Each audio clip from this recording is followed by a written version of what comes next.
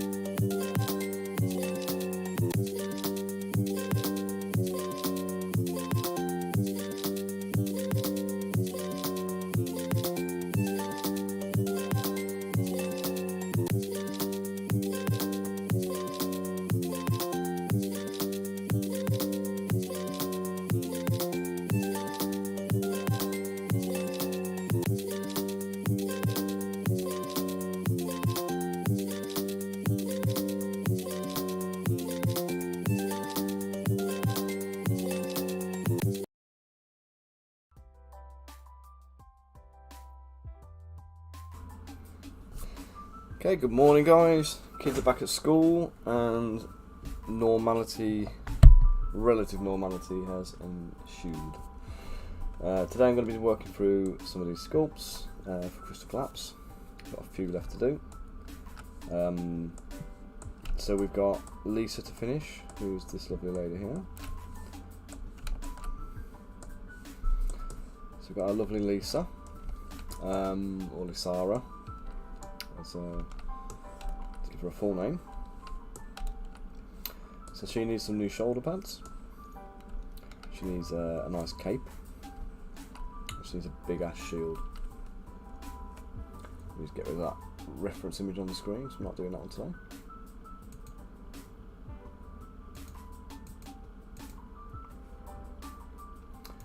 Let's just change it up. Let's get Lisa back on screen.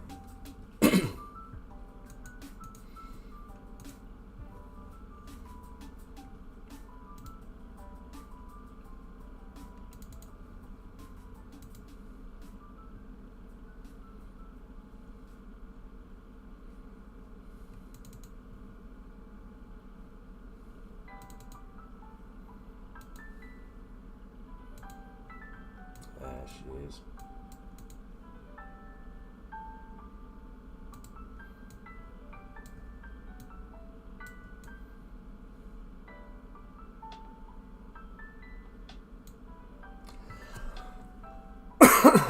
Just massage and touch.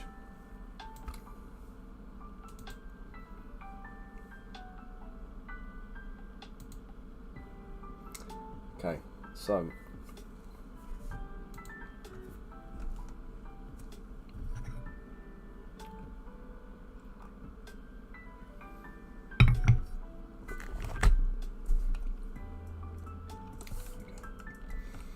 okay, so the shoulder pads, we're going to go for a cylinder.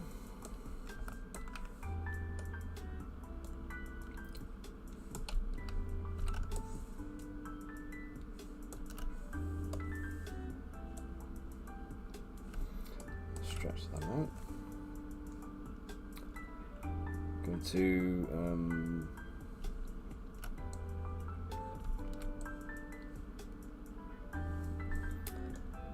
let's try a few different things here.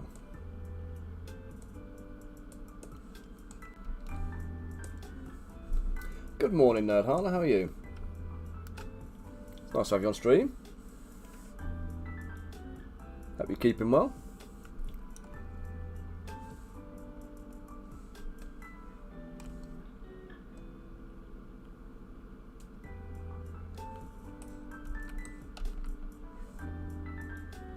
What have you been up to lately?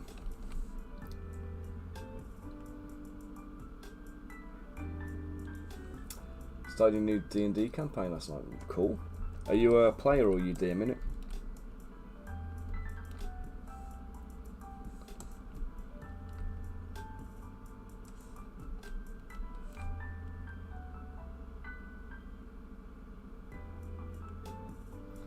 This bit I'm doing here doesn't actually matter.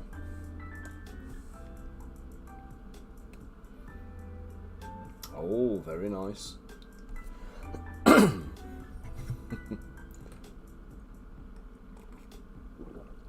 How homebrew is it? Is it still like you're still using something like the D&D kind of typical things, or are you deviating away from all of that and going full on kind of like native? Like everything is unique.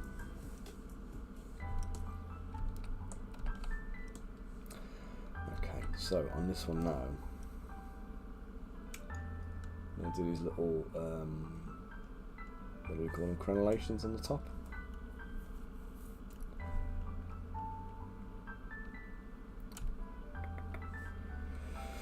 So I'm going to polygroup.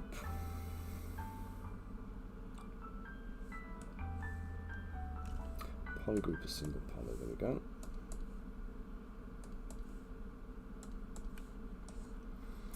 That's not enough.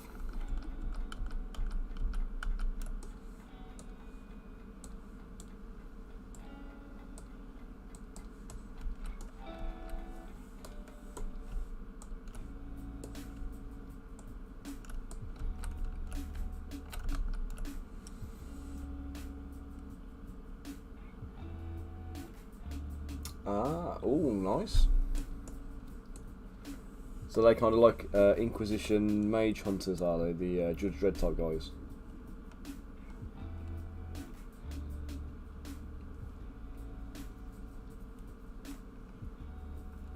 You got off to an interesting start.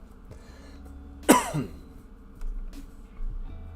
also, are you streaming this one, or is this like a private game?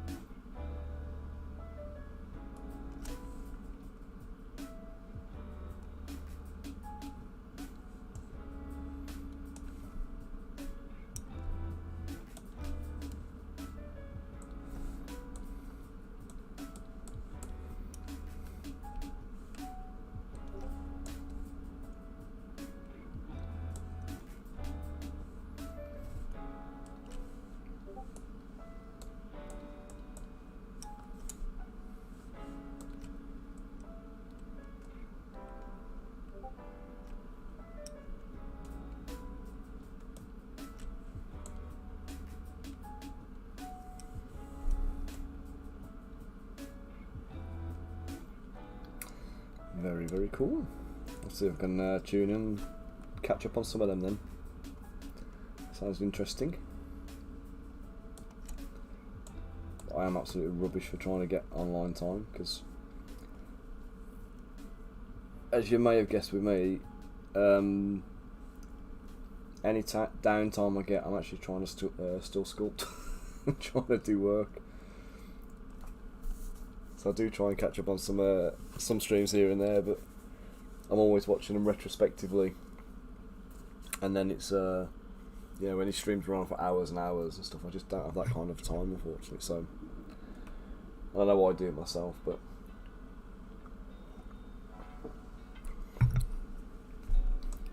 it's a big commitment, isn't it, to sit and spend the entire time on a stream. Which, Bunker, is why, if you're listening, I hugely appreciate you, mate.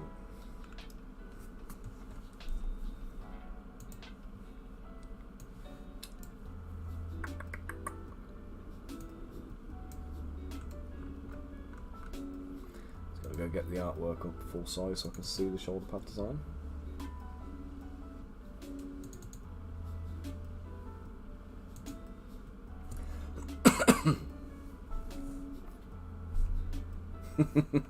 You're right, a Bunker.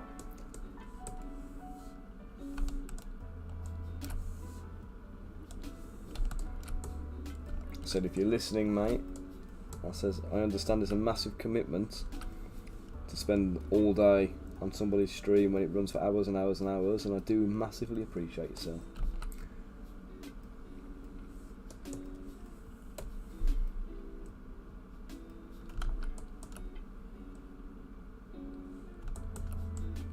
Some of your kids gone back today, or are you still laden with them?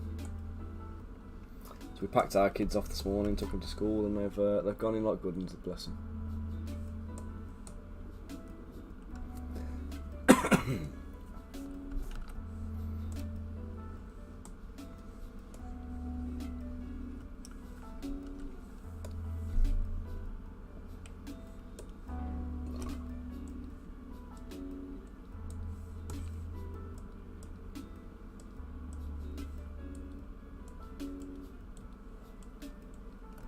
Oops, that was a mistake. In fact, so is having the colour on because I can't really see it.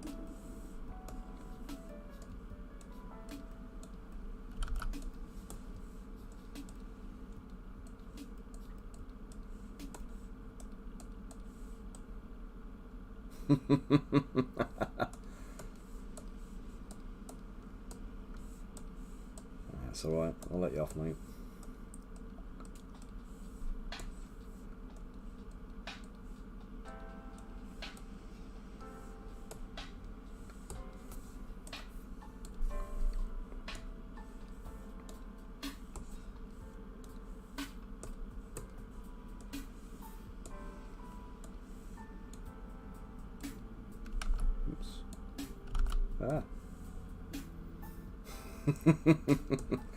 Yeah, I know. Sadly, that is the truth of it, isn't it?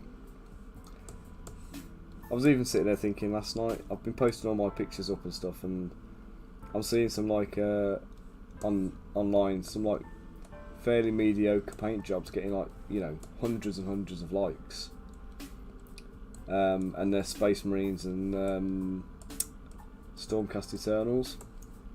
And I was sitting there thinking, like, you know, I'm doing all this painting and stuff. Do I just paint a few, you know, swallow my pride and paint a few Marines or Sigmarines, get them all painted up and show them on the thing to try and build up a bit of following?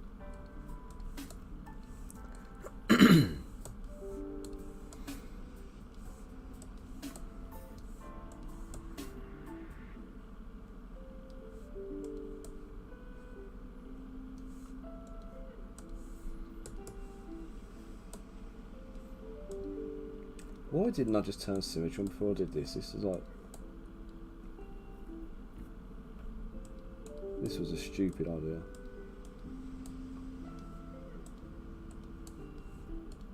It's so easy to miss one of these. Make yourself feel dirty. Wood, man. That. I think I don't enjoy painting them is the thing, because they're just samey, do you know what I mean? I don't know, maybe I'll do one. Maybe I'll just paint one. As an experiment. Now I'm trying to get through my descent into Avernus models at the moment, because I've got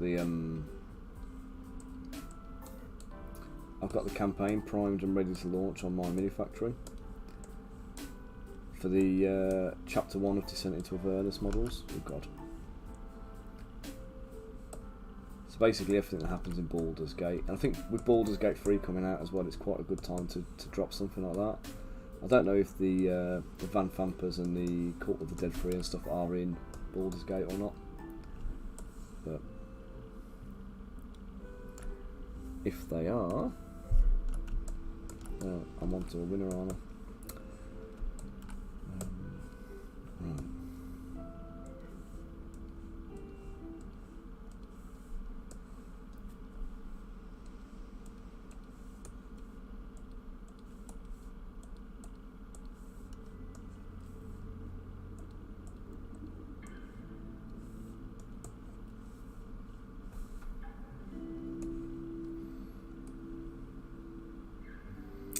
Well, yeah, true, I suppose, if you're,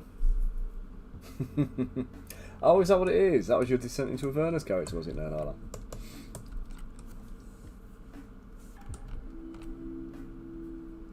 I'll have to sculpt that little goblin for you at some point, you know.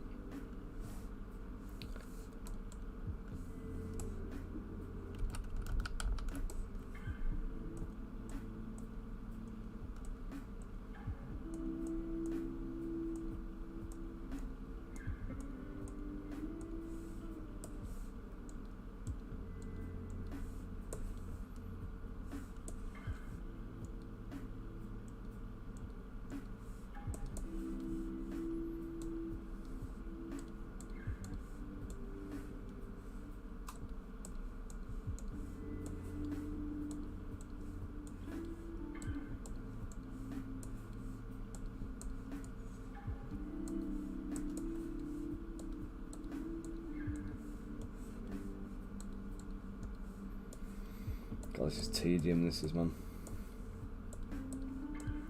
Tap, tap, tap. Tap, tap, tap, tap, tap. Tap, tap, tap. Tap, tap, tap, tap. Tap, tap, tap. And I do know there's a better way of doing it, and I don't know why I haven't done it. I think it's that, you know, when you've been off work for a few weeks on holiday and whatever, and you go back to work for that first day, and you just physically can't remember what you do for a living. That's where I'm at today. That's a abomination there, isn't it?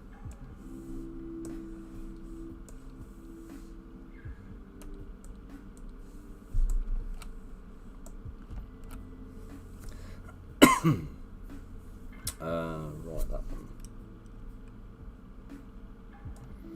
Polygroup.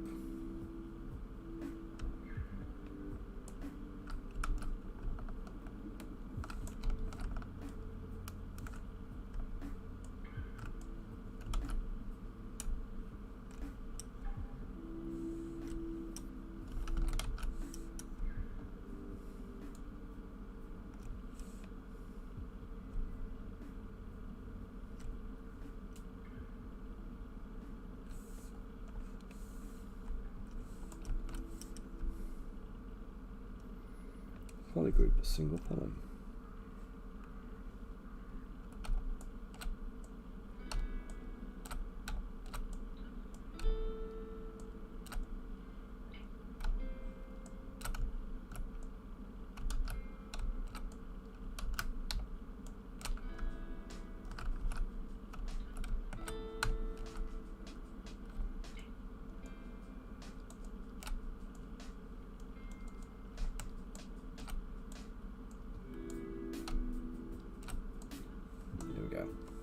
Got there in the end. Oh shit, what happened there?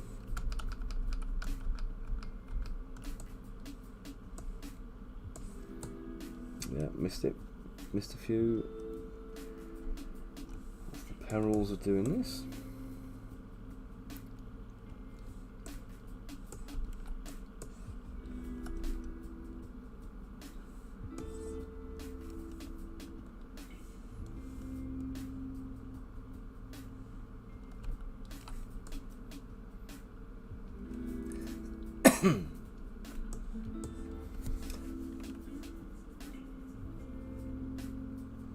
Oh, nice hardwire, mate. Cat 7 cable, nice and fast and reliable. Better than my Cat 5. I think that's Cat 4 actually. It'll do the job, but you know what I mean? Not ideal.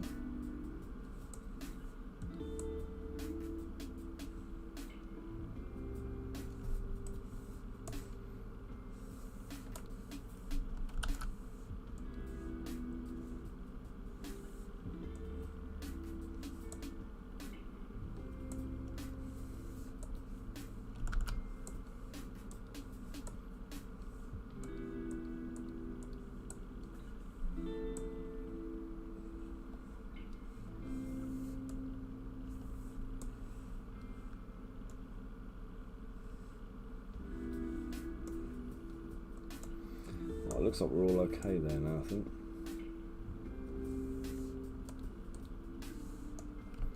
Couple more subdivisions to get a bit of smoothness going on.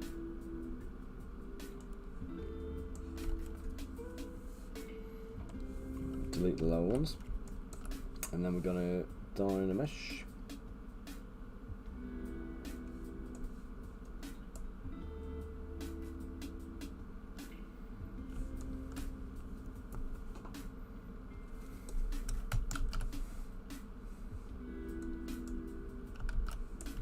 Chuff.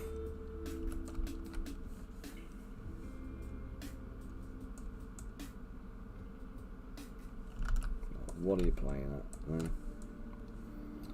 Delete hidden close holes, auto group.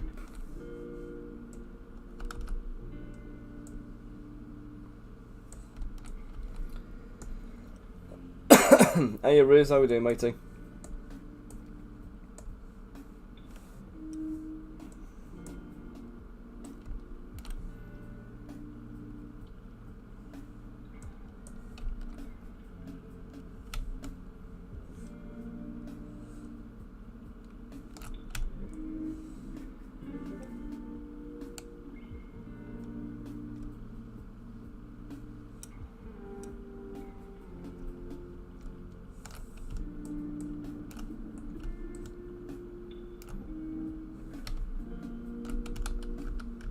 Can't do it that way. We're going to do one at a time. Let's just do one. I'm going to cut. Do a second one.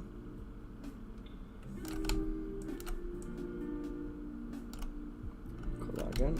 And we're going to go this way. And cut.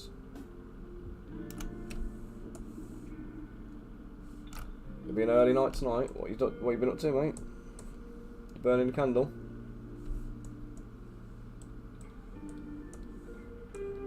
Oops.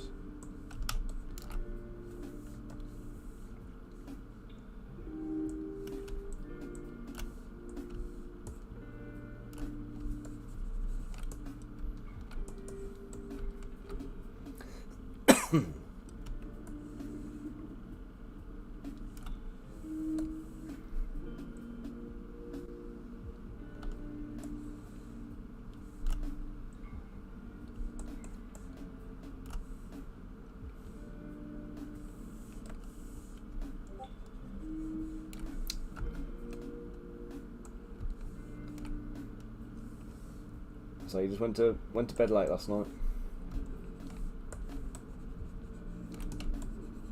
I was chatting to Elston the other day, and he was telling me he gets up in the morning, right, between 4 and 5 o'clock, and does painting.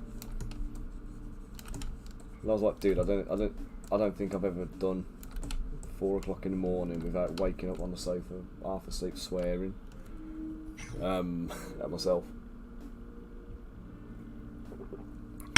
But most nights I don't get into bed until... Oh, Elston's a nutcase, man. But his painting productivity's off the scale, isn't it? So he gets an awful lot done in that space of time, so you know, it works for him clearly.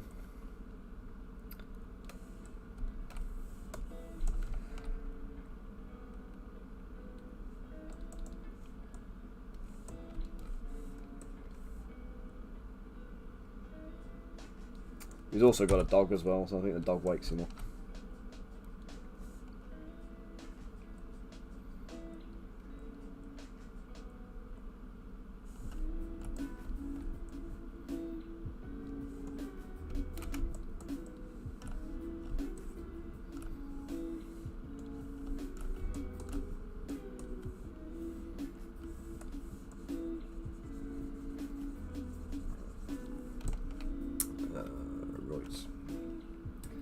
So we're going to mask off the top there, and mask off the bottom.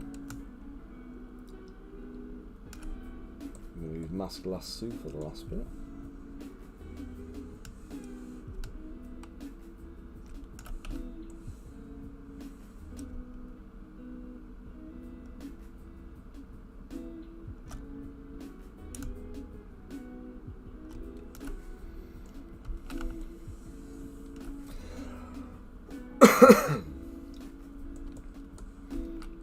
No, if I'm awake at 5:30, I'm rolling back over and going back to sleep, man. I can't do.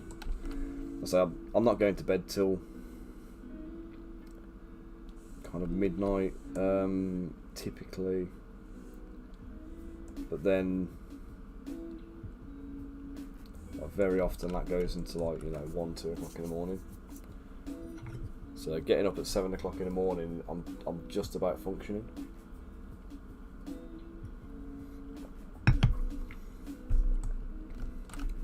But I'm also very lucky that my kids will sleep until 7 o'clock.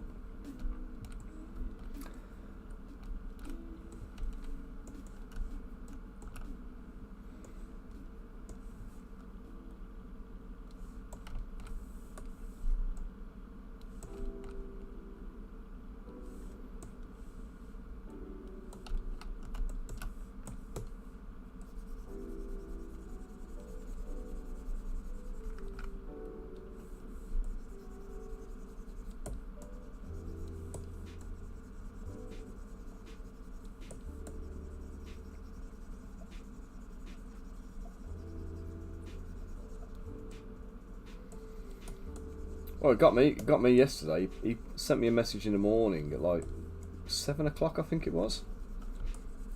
Here, Dan, got some pictures for you, and it was my Ifrit model. So he'd painted Ifrit. He woke up at 4 o'clock in the morning. He'd painted Ifrit, and he'd got it kind of, he'd got the base colour on the skin and stuff like that. In fact, let me see if I can show you the 2 different sets of photos he sent me. So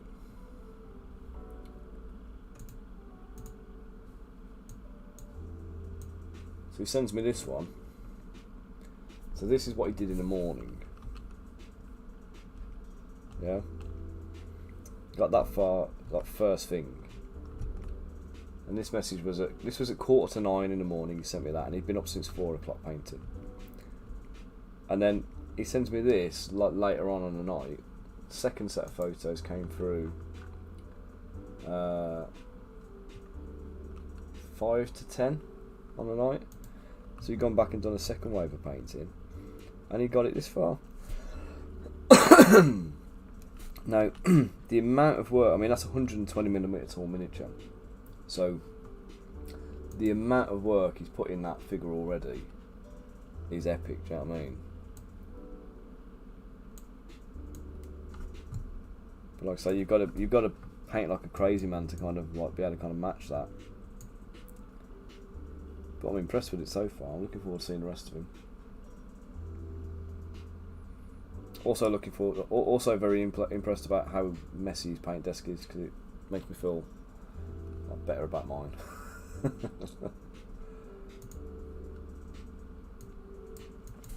Although my office is a dive at the moment, I really need to do a bit of tidying up.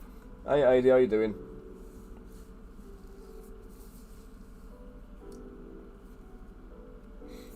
How's things?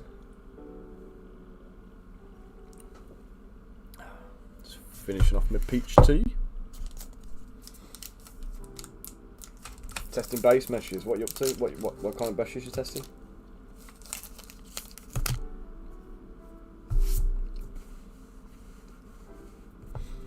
Ah, yeah. 28mm. Hang on a second.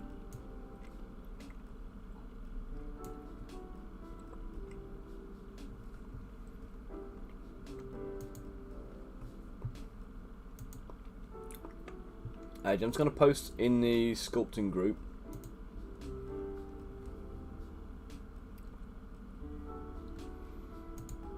Oh, the sculpting channel on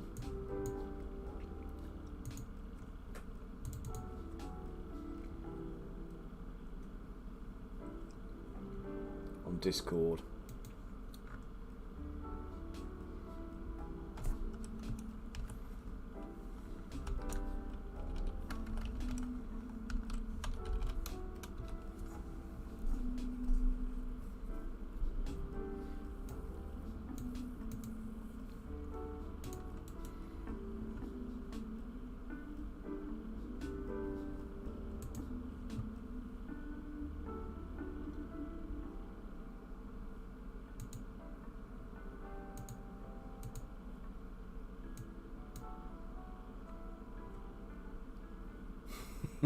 Will it reply to your Discord message? When do you send them, mate?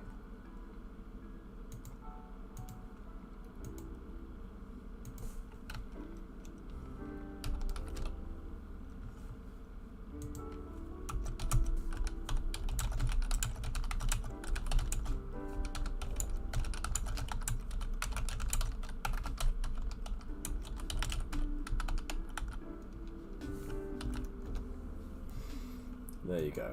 Did you send them to me directly, mate, or? Oh, sorry, mate.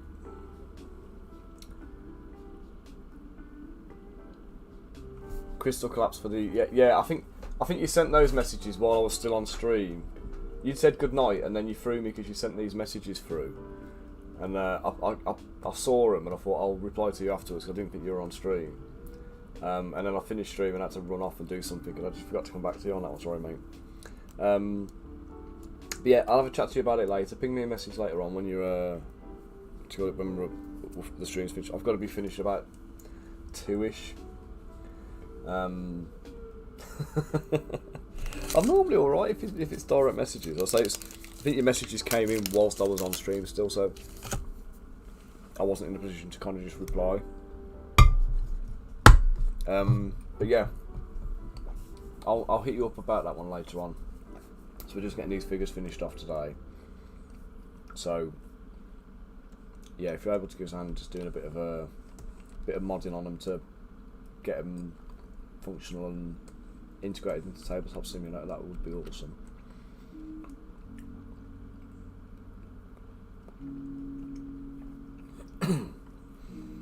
Yeah, AD, the file I've just put into the sculpting chats on the Lions Tower Discord. It's the so I just seen Bunker's message on here. It's the base mesh I use for 28mm models. I don't sculpt many 28mm models, but what I tend to do is when I'm making 28mm terrain, I put that model into the scene, and I use it as a benchmark for the thing. So it's a male miniature, not a female one, but it'll give you a good idea of kind of proportions and scale and stuff like that. I've sized the head correctly for 28mm, so if you get your head to the right size, lined up against this base mesh for your female body. Mostly my stuff's 32mm. So 28mm is quite old school for, like, you know, old school D&D type thing. I think most people doing miniatures these days they've moved up to. In fact, you know what? Let me give you a little link here, because I actually the other day, whilst I was incapacitated and unable to actually do proper work because I got the kid. Well, yeah. D&D does technically use 28mm, but most people use 32mm scale. But funnily enough, talking about scale, I did a whole article on miniature scale the other day. Check this out. So you go to my website and scroll down to the Hobby Tips blogs at the bottom. Size doesn't matter. There we go. So I've written this whole thing here because there's a couple of misconceptions about scale that people regularly talk about online, and it grinds my gears for the most part. And I thought I'll write a little article about it. You know, it's my opportunity to vent, but it's also a good opportunity to kind of, you know, give people a little bit of you know, set straight a bit of misinformation. So there's anybody who's into like historical modelling and whatever else, right? The minute you start talking about 32mm scale or 28mm scale, they're going to go off their rocker at you. And basically you've got true scale, which is, you know, 1 to 72 and 1 to 56 and whatever else. And then you've got this relative scale that we use for miniatures. And we talk about it as 28mm, 32mm, 54mm, etc. And certain scales are generally accepted, but these days, like, people are going, oh, it's 47mm scale. Piss off, is it 47mm scale? It's not. You've made the model that's 47mm tall. That's what it is. And like I say, I've covered a little bit off about, you know, common scales and where we use them. Then obviously where, you know, how my scales are used, and or what scale I use rather. And then, oh shit, I've said rescale there. I mean to say resize. I have to change that. What you got there is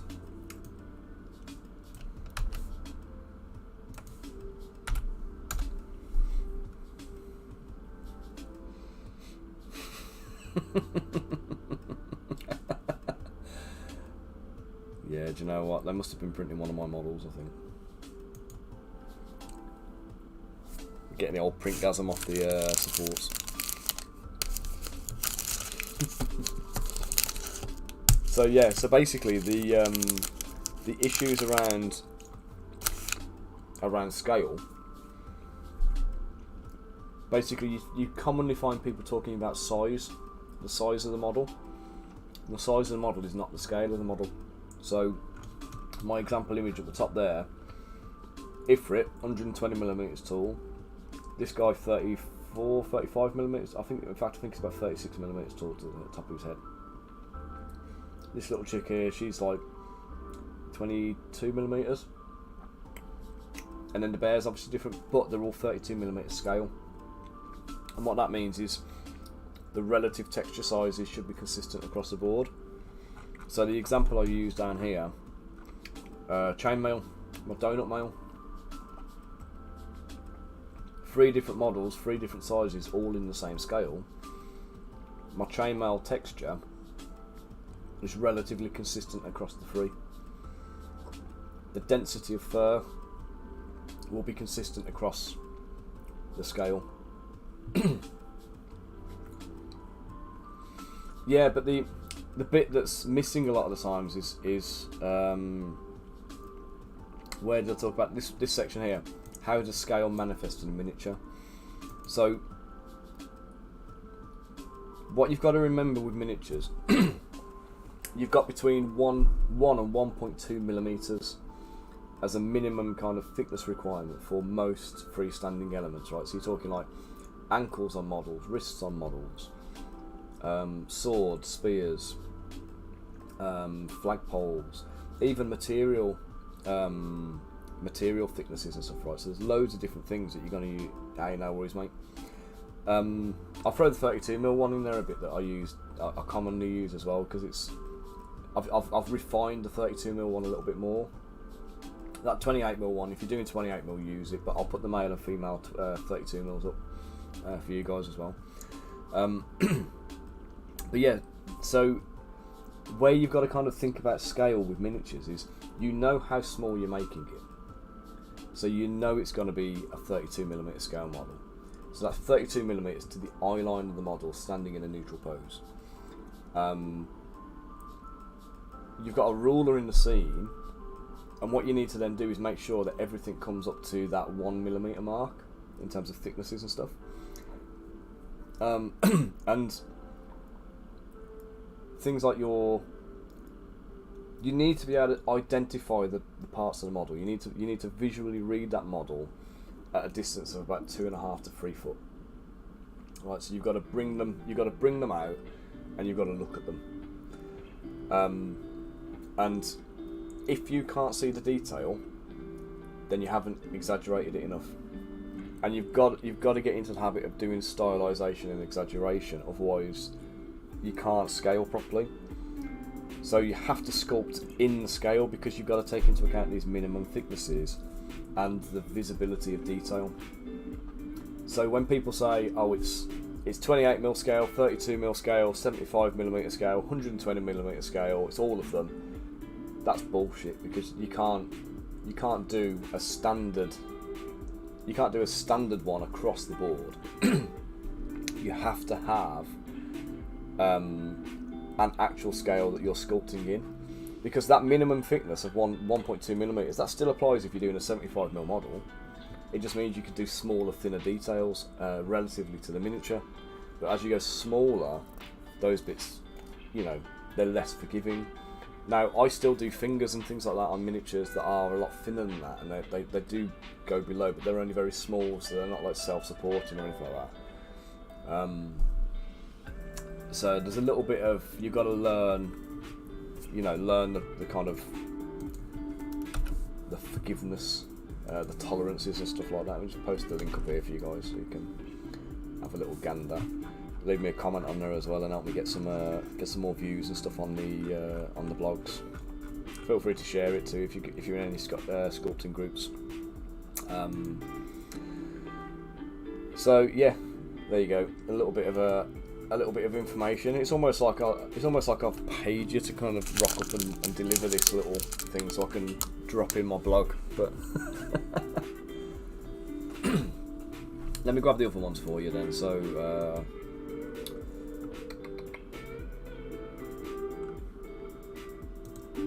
Put them on.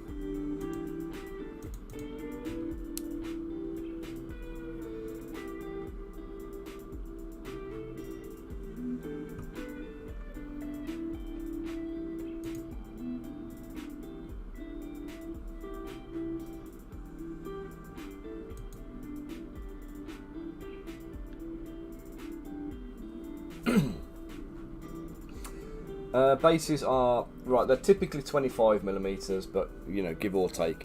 The it's not that cool on the other maps. Yeah, they're typically 25mm. Because everything's measured in. Actually, no, this is bullshit. Everything in miniatures hobby is measured in inches, isn't it? But bases are actually 25mm. Don't know why. But people are using 30mm bases, 32mm bases, 40mm bases. There's a whole spectrum of base sizes coming around now. So let me just give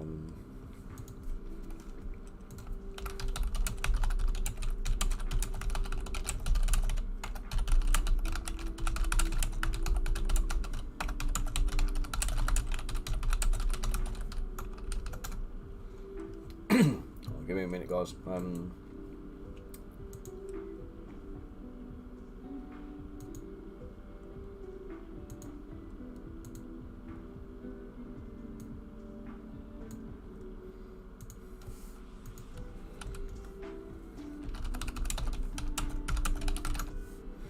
There we go.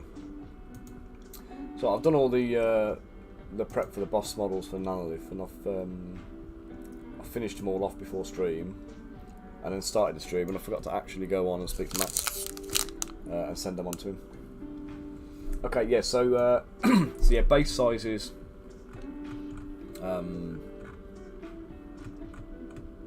Let's get this on first.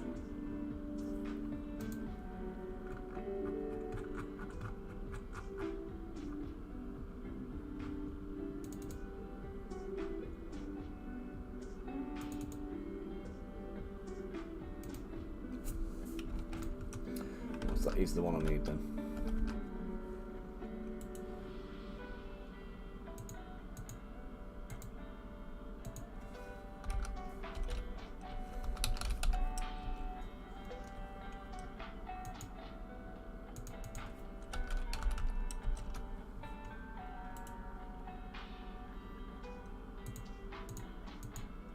I'll share that one with you guys in a second.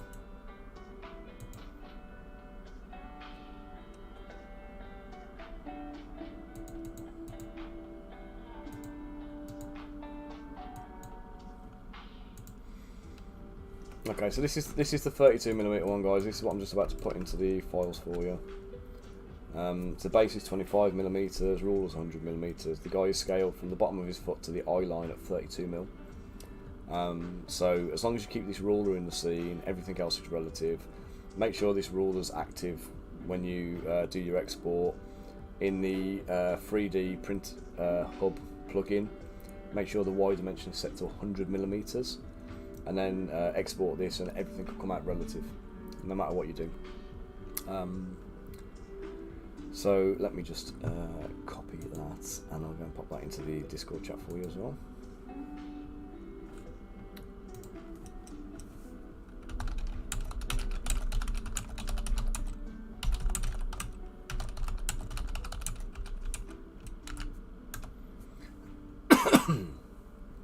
Right, there you go. And I'll dig out the female one in a little bit as well, and I'll send you. I'll put the female one.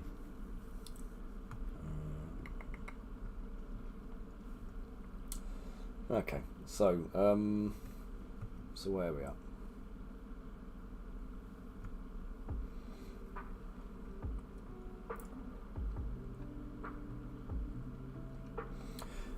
Yeah, so I mean, backing up again, AD. So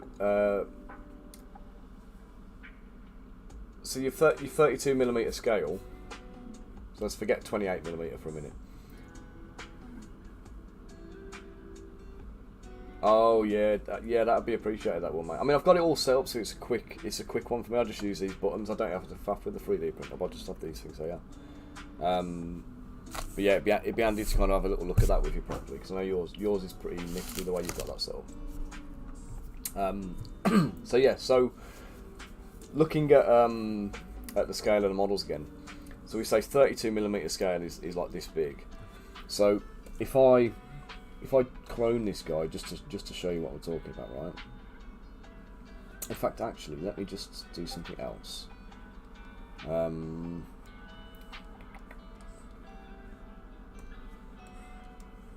If I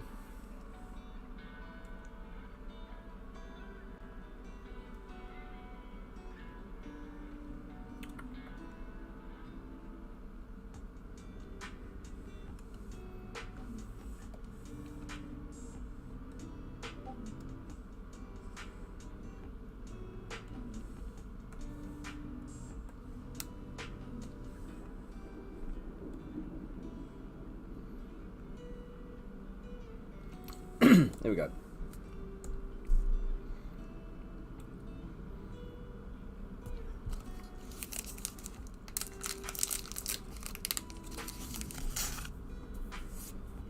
Right, so there's my Pit Fiend base mesh, right? So this Pit Fiend, 10, 20, 30, 40, 50, 60 mil, give or take, to the top of the head. Okay.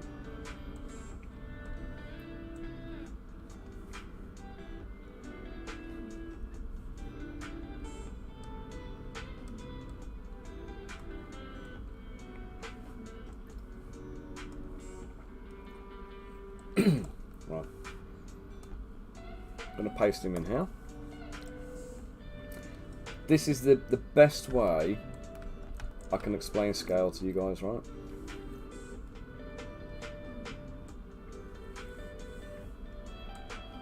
Okay, so I'm going to sculpt some fur on him here, right?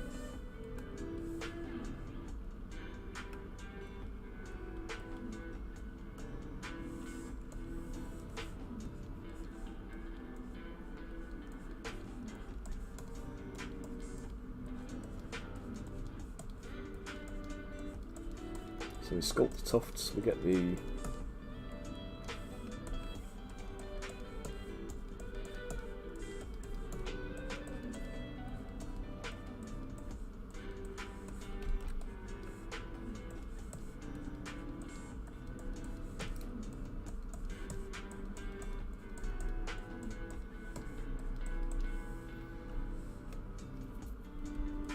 you alright, Adam? How you doing, mate?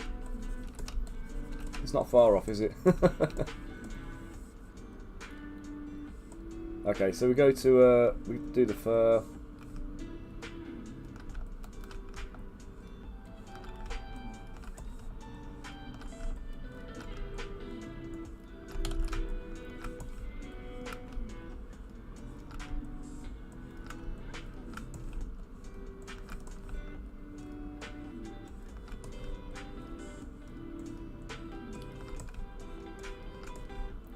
This isn't finished fur. I'd normally add some a bit more variety to it than this, but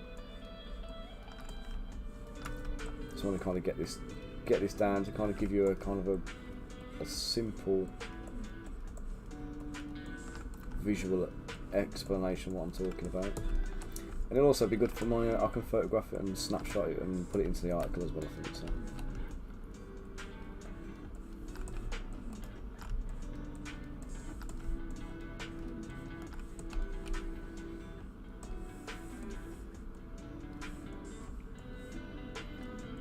For those of you who are on oh shit, no.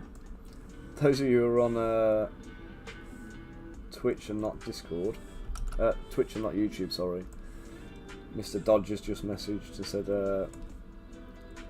these two models next to each other is like the size difference between Elston and Spud. So if you don't know who Spud is, I think he's just rebranded as Wargaming Bear on Instagram and stuff. So he's been out of the hobby for a little while, but he's back now with a vengeance, posting loads of stuff.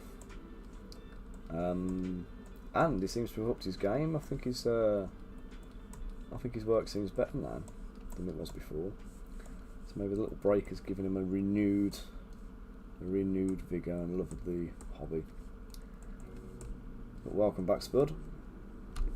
Okay, so there's a bit of fur on this. Sarah's wondering why I'm playing porn music.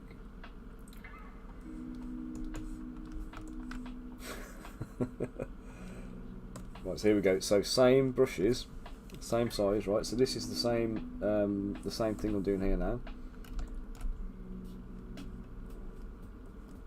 Now you see how much more fur texture there's going to be if I try and cover the same amount of space. Yeah. My chill vibes, Adam. My chill vibes, mate.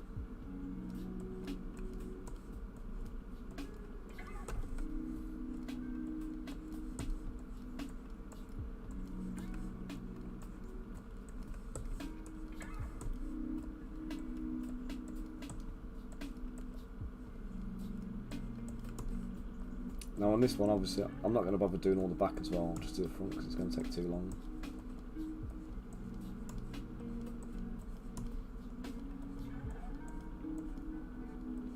And it obviously isn't actually for any actual real purpose, other than just demonstrating.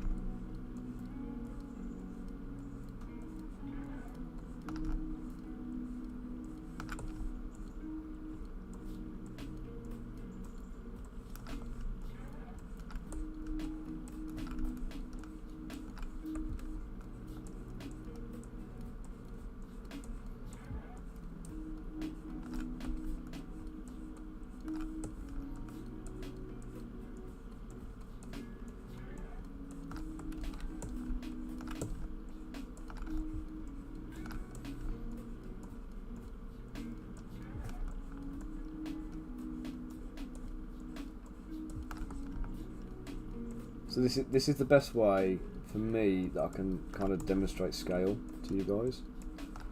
So this is what I say about scale is sculpted into a model. It's not just something you do by sizing it at the end.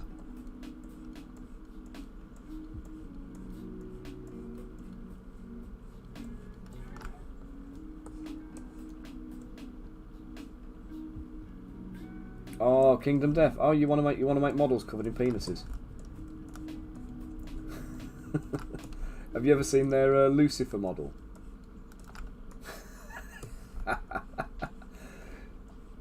It's just random Bob. The wet nurse as well. That one's just a wrong one. Guys, if you haven't already seen Kingdom Death miniatures, right? Look them up. The sculpts are fantastic. They're really, really good. But there's excuse me. There's a version of a model of Lucifer which is two female warriors, and one of them has got a skirt made of penises. So that just sets the tone for you. Right, so did you guys see what I'm talking about here now? When Kingdom Death, they turned up years ago, and I think they were one of the first games to kind of like just run up 3 million on a hey, you sparky face. You just rocked up with penis skirt, did you? But yeah, check them out. If you want some nice miniatures to paint, Kingdom Death are really nice. But do be warned, if you've got little kids around, they're probably not the best things to be displaying.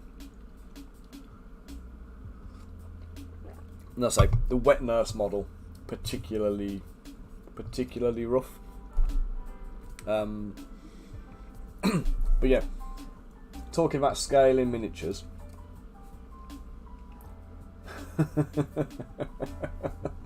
Very possibly. So we talk about scaling in minis here, right? So this guy has stylized fur sculpted across half his torso, and this guy's also got it. Now this guy is more than twice the size of him. Yet the fur density, the density of the texture, is the same across both models.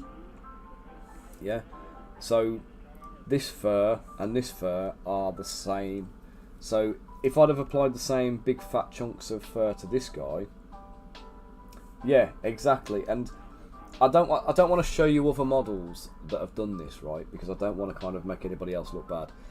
But I was shown I think it was a Storm Giant model, or it might have been a Blue Giant or something like that. But basically, it was a big Viking, and this Viking giant, it was literally sculpted in 32mm scale, and then just sized up again. And you could tell because of like the fur textures, the chainmail, all of those little things were basically, if you scaled that 120mm giant back down to 32mm, it would look, it'd be in place, it would belong there. And that's the difference. That's what you need to be looking at. So just because a model is bigger or smaller doesn't mean that you increase or decrease the amount of texture that's going on them. You still maintain that texture, but the bigger models are obviously going to take you longer because of that. And that's how you keep scale common across different sizes of models. So yeah, as Riz says, the moral of the story: don't just blow your models up and expect to call it the scale. But this is what you find a lot. You know, a lot of the studios now, they'll tell you that a model is all scales and it's the same model, but it's just been resized multiple times, and that's just bullshit. You know, it's not a thing. You need to know what scale you're sculpting in before you lift a finger and put any details in, because that scale has to be appropriate and it has to be visible when you print that model out and you pop it on the table and paint it. No, size doesn't matter, mate, but scale does. I even wrote an article. Did you not see my article here? Miniature scale size doesn't matter. It's black and white right there for you, dude. So yeah, the article's there. I linked it in the Twitch stream earlier on. It's a blog post on my lionstower.com website. If you're interested and you want to go and have a little read, do it. You can leave me comments down the bottom as well. So I appreciate any comments and feedback you got. And obviously feel free to share it in your sculpting groups and stuff. And if there's anything else you want me to kind of like blog up and put articles together of, then just give me a shout and drop me a line on the Discord, and I'll pull some more stuff together, because I need to start making a bit more content to SEO me up, or to reword that in an actual legible sentence to improve my SEO rankings. So yeah.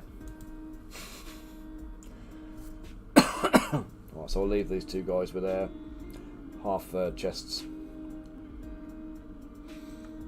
I say I've not done them for any purpose other than just that demonstration, so I'll come back to them and snapshot them for my article. But right, back to where's she at? Where's my Lisa?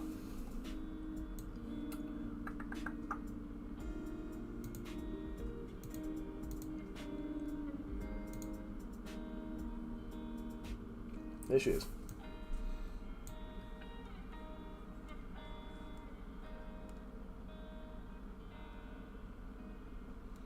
Yeah, that's it. And you know how big a brick is in real life, don't you? And how big, you know, rocks and stones are for things, and wood grain textures and stuff like that. And people just ignore it, and they just do what they want to do. But yeah, making it so that it is consistent is critical.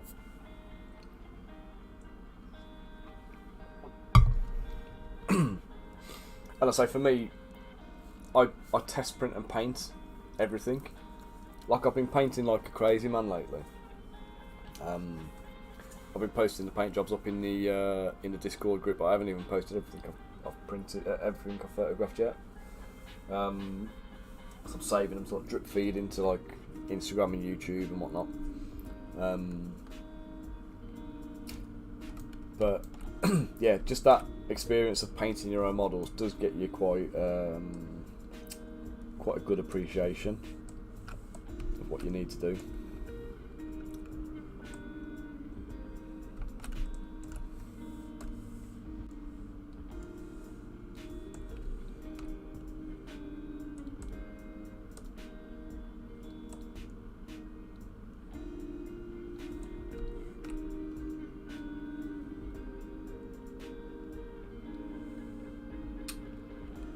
Oh, I want to say they're 32mm, but I could be wrong.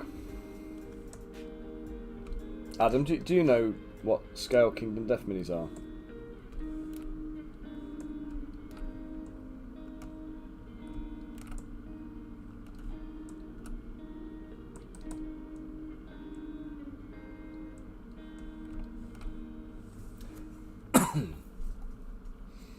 There you go, 32mm. I thought they were. I say you got to remember that 32mm has become a kind of standard across the industry lately. So a lot of people have moved to 32mm.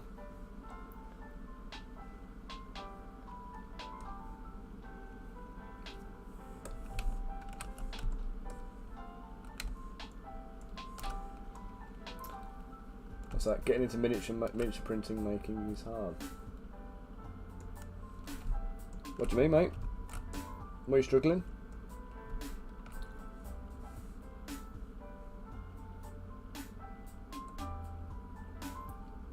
I expected barrier to entry, but the amount of testing and knowledge needed.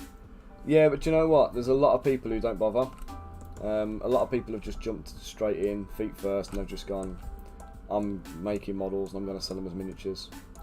And they just go and they do it, and you know, people either buy them or they don't.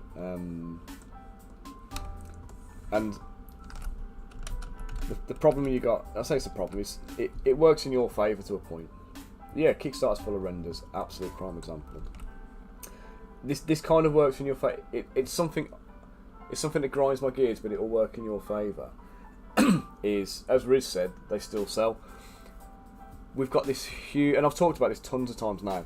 We've got a hugely naive customer base for the most part. So there's people like myself who grew up on miniatures. We've got, like, you know, Games Workshop, Corvus Belli, Reaper. You know, I can't think of any of the other old school kind of Grenadier and whatever. All these old miniature brands, and I've kind of grown up with that.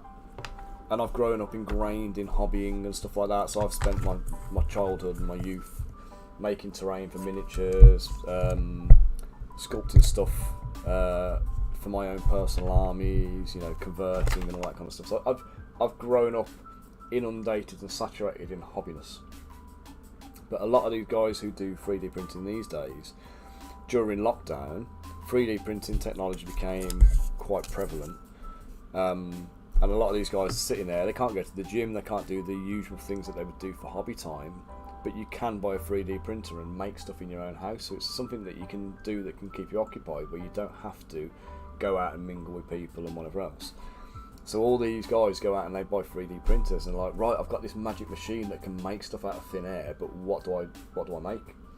And obviously you've got smallish build plates, so you can't go off and make huge great big things, but you can make miniatures and other stuff. But a lot of people go online, have a look, what can I print on my 3D printer? Miniatures arrive and oh, these are a bit cool, aren't they? And then they end up doing that, or they've been playing D&D through lockdown, because again it was a thing you could do online with people remotely, and then that inadvertently kind of pushes them to the miniatures front again, where they want the models to represent the encounters or the battles and whatever else. So because of the various different routes of entry now, we've got this huge customer base who don't understand miniatures. They haven't been exposed to them, and now what they're going to be sold by is a pretty render.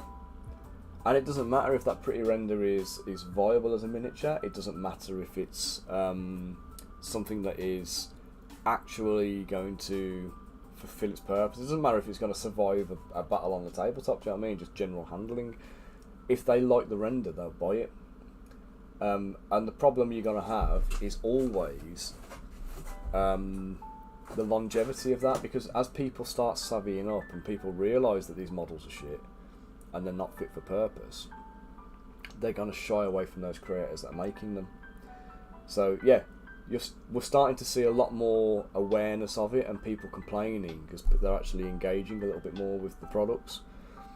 And you got to remember as well, a lot of these people that came in 3 years ago into the industry as a hobbyist, they were noobs then, but they've now got 3 years of experience with different brands and different yeah. Oh, and the rest, mate. They have got to be doing 100 grand or more a month without any shadow of a doubt, because they're one of the biggest ones there. We had Artisans Guild at their peak. I don't know where they're at now. I think they've dropped down a little bit, but at the peak, Artisans Guild, they were doing, I think it was about 85 grand a month on their own Patreon page. And that wasn't even including any onward sale of stuff, any kind of like additional products. So they kind of actually set the template and set everything rolling, and set a lot of the trends that people are even doing now. The way the Patreon releases were, what people expected from a release every month, and how much they were charging and stuff. All of that stuff was Artisans Guild.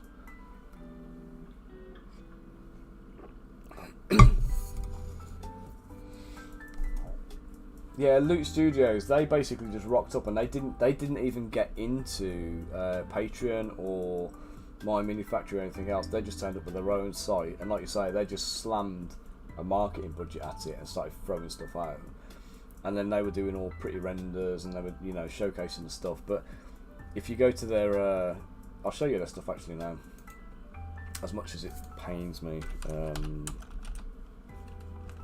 because this is one of the things that always like mivers me with these guys. So this, right? Actually, to be fair, they're calling that statue scale. But you can see it here, look, the models that they've got on the table.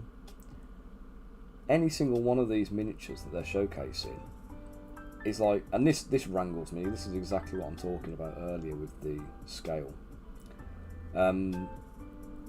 This scene here, right, which appears to be a miniature, I can almost guarantee that any one of these figures is around about 4 or 5 inches tall.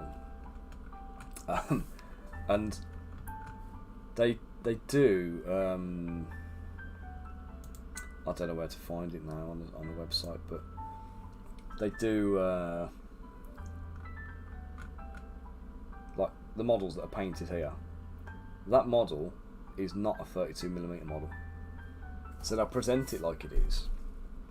32mm and 75mm. You can almost guarantee that that one is 75mm or larger, because they're never going to show you a 32mm one. And in fact, I don't think I've ever seen 32mm loot miniatures actually physically painted. Yeah, there's too much detail in there. There's a lot of stuff there actually. If you do that to 32mm, you're going to lose a lot of it. It's cool. It's a cool design, but it needs more stylisation, particularly the face. The face is too realistic. It doesn't have the exaggeration that you need. It's fine if you want a statue piece, but if you're looking for actual miniatures for your do they?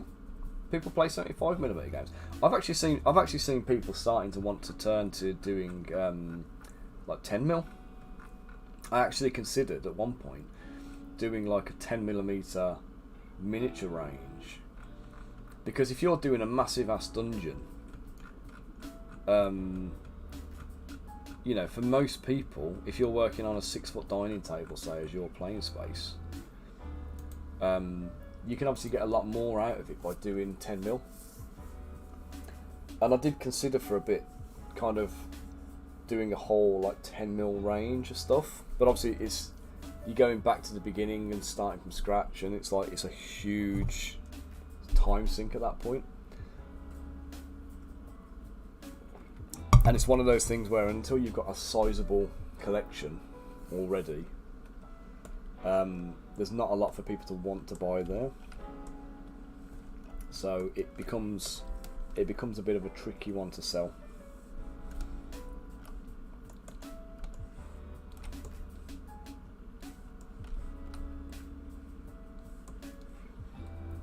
Let's get that there. But yeah, like I say, they come out of nowhere. They do all their stuff, and you know, the scales are just off. You know, we had somebody on stream once. Oh, guys, give me a second. I've got to just answer the phone to my mum.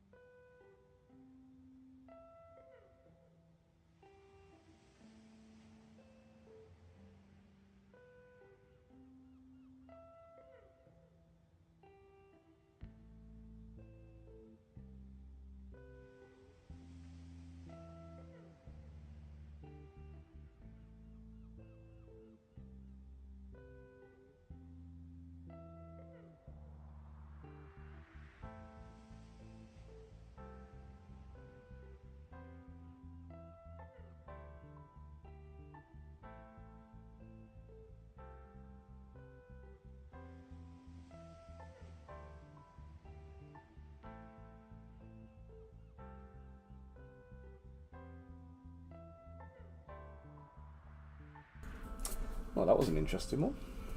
And I can't even tell you about it, unfortunately. Let's do a bit of sculpting job.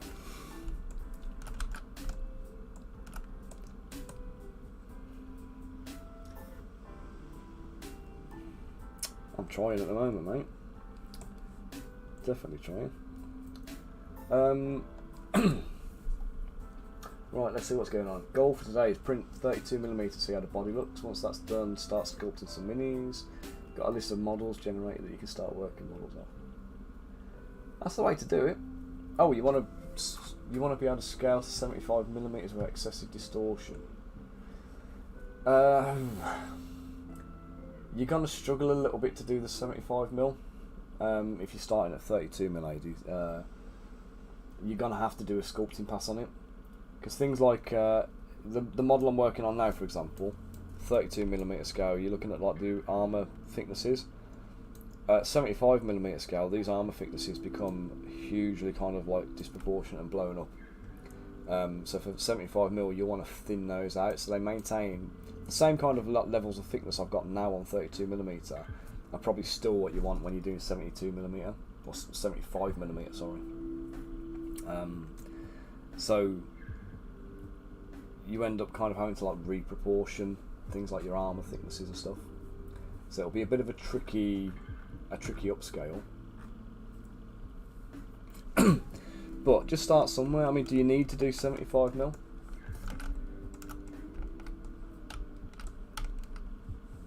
I mean, honestly, if I was starting again, I think in your position I would be tempted to do 10mm dungeons and make a thing of it. Because I can imagine there's a market for it.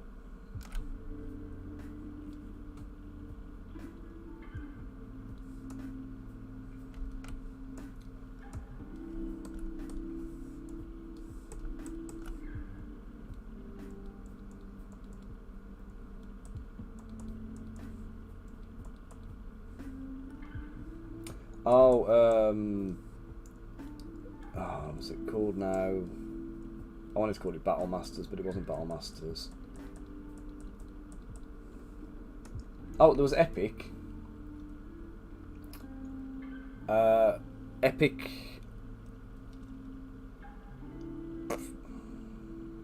Yeah, it was Warhammer. It was Warhammer 40,000 Epic, or Epic 40,000. They were actually 6mm. They were 6mm miniatures. They were, which were too small. But then there was, was it Warhammer? Let me just check.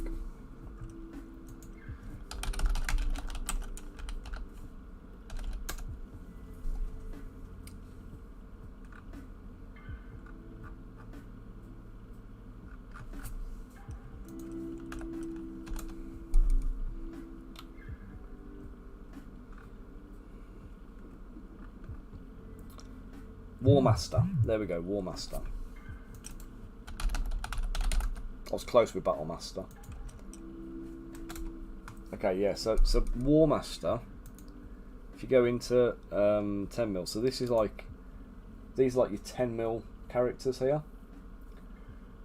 So you've got like, there's your Chaos Lords and Chaos Warriors, and is that a troll or something there, maybe?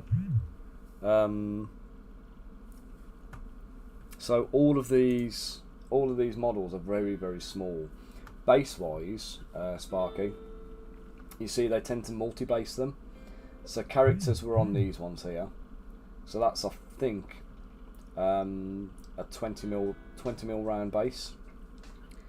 Your single models, you can put them on like a 10mm base, and then they have the multi-bases there, which they tended to have like little sockets, and you'd get like 4 or 5 models in a thing. In fact, I think the units actually, they came as a kind of connected stand. I'd need to show you the. Here, look. Here's a couple of. No, that's not right. That was how they came. Look. Oh, shit, missed it now. Like these ones here.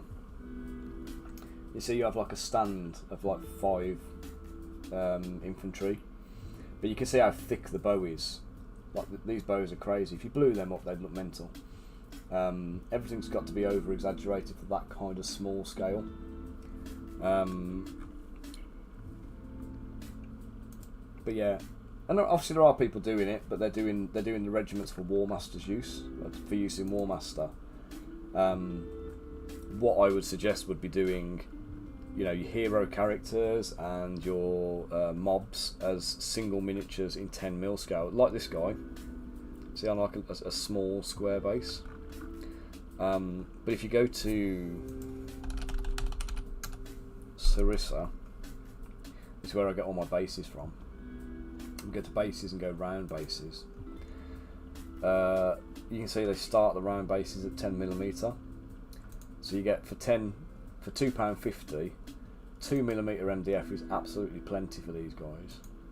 For smaller models, so 2mm thick MDF, and you get how many bases is it in a pack? Like it normally says. Oh, 200. So for £2.50 you're getting 200 round bases. So that's all you're ever going to need, really. But yeah, I would suggest just do that, or just build a puddle base onto the models, because they're going to be need to be kind of incorporated, aren't they? Because no one's going to want to glue those things to the bases. You're going to have to incorporate the base of the model. So you probably don't need an extra separate base or anything like that. Yeah, I can imagine they're going to be doing something with it. It was a big system and they made a lot of money out of it, and it was quite popular for like playing the really big games. And then they phased it out to start getting people to spend more money on like all the big tanks. I think they bought out, was it Apocalypse Armageddon or something like that, the big game set, and it was basically the 40k game that they ran. But they hang on a second. Yeah, they did 40k, but they basically went, you can just put all of your models on the table, and then what happens is everybody puts all the models on the table. People have gone out and they've bought Titans, and then they put a strength dead template down on the table that's the size of a dinner plate, and annihilates your entire unit. And this is like you playing on the floor of a church hall or something, do you know what I mean, in a gaming club, taking up the entire floor, and you've got a Titan across the other side of the hall, just obliterating all of your characters and all your models.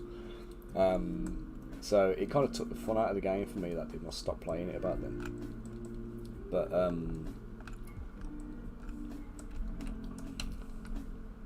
mirror all that.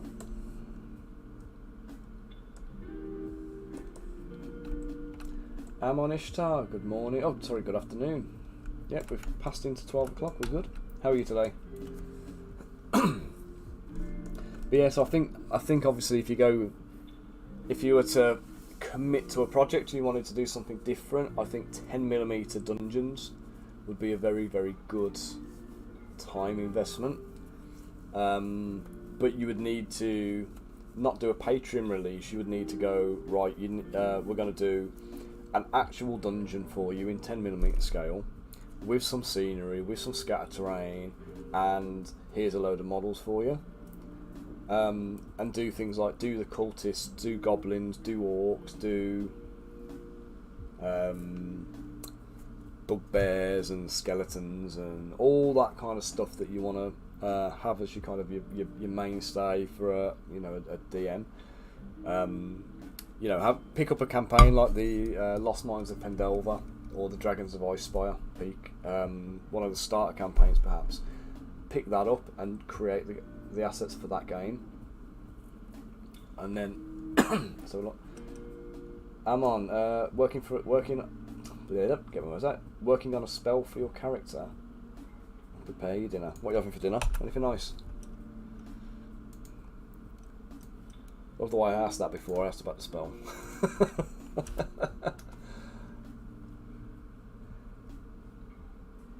Oh, here we go. Here's me chatting about 10mm D&D. And Rizz's found a little poll. Only 139 votes though.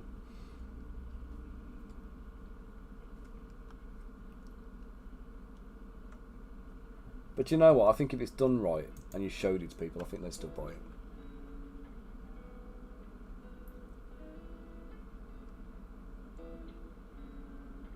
Oh, burgers. That sounds good. what I've got for my dinner zone. We're having spaghetti bolognese for dinner later on, which I've got to cook and prepare.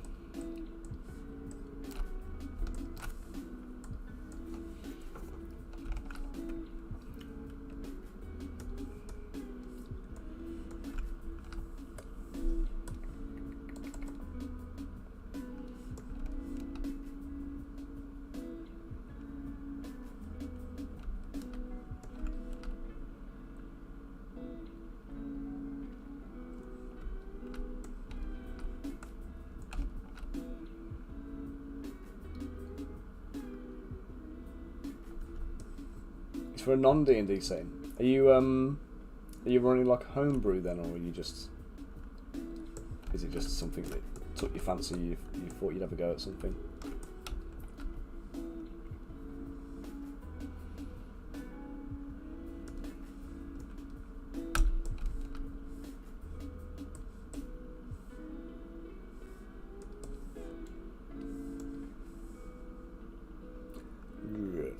Stroke.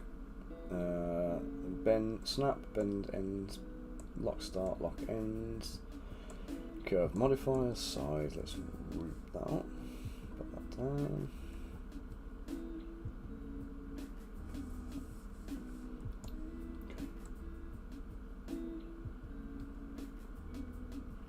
Okay.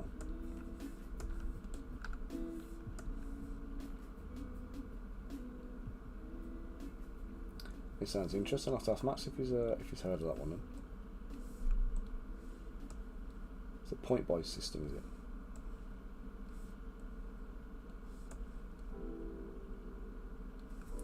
Still way too big.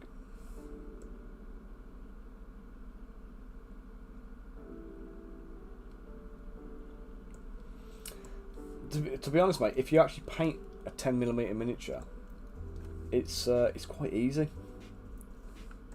And if you think about a lot of, you know, the hobby level that most people are at, you know, they're not going to be doing like, oh, let's turn that off now. They're not going to be doing elaborate paint jobs on them. They're actually very easy to paint, especially if you're using things like contrast paints and just like, you know, getting them done for the tabletop. If you're a DM, it's going to be 10 times easier for you, like thrashing out an encounter in 15mm miniatures, than it would be to try and do, you know, the same thing in 28 or 32mm.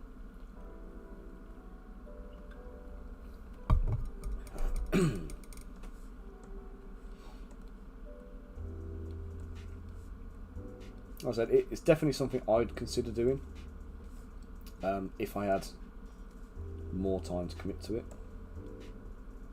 which obviously is the area I'm lacking in at the moment.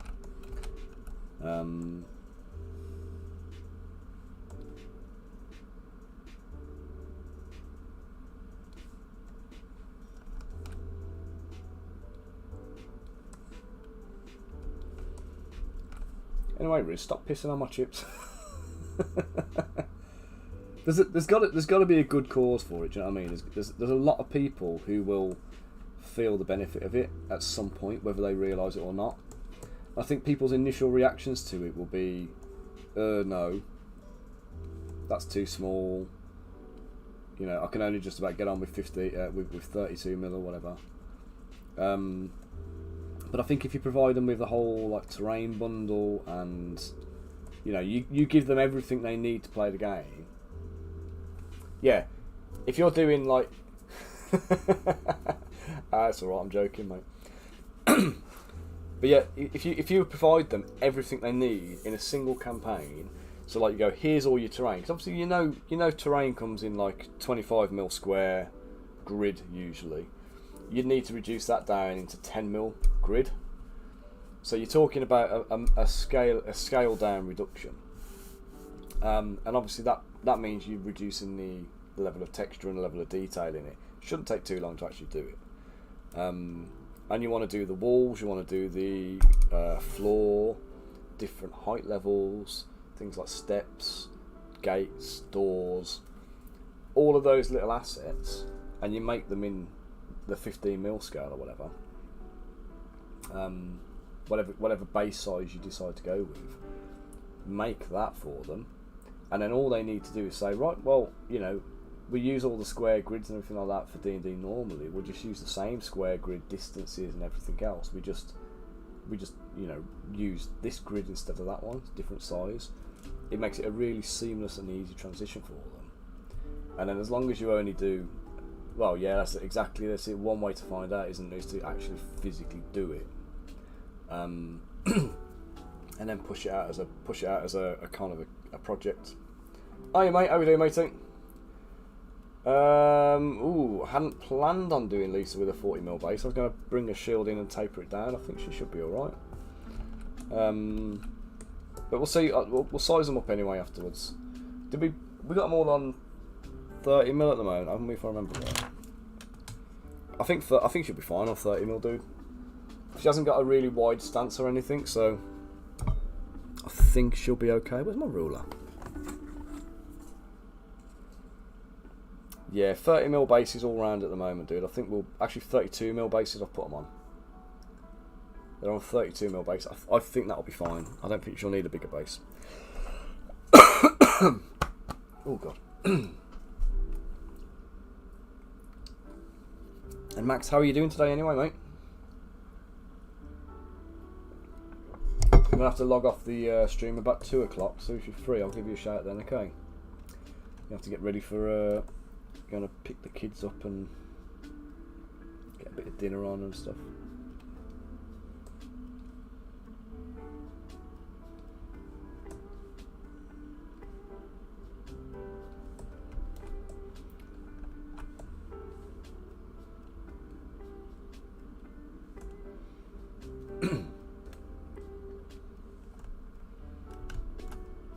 Oh, nice! You got some pics, mate. Can we share some pics on the Discord, maybe?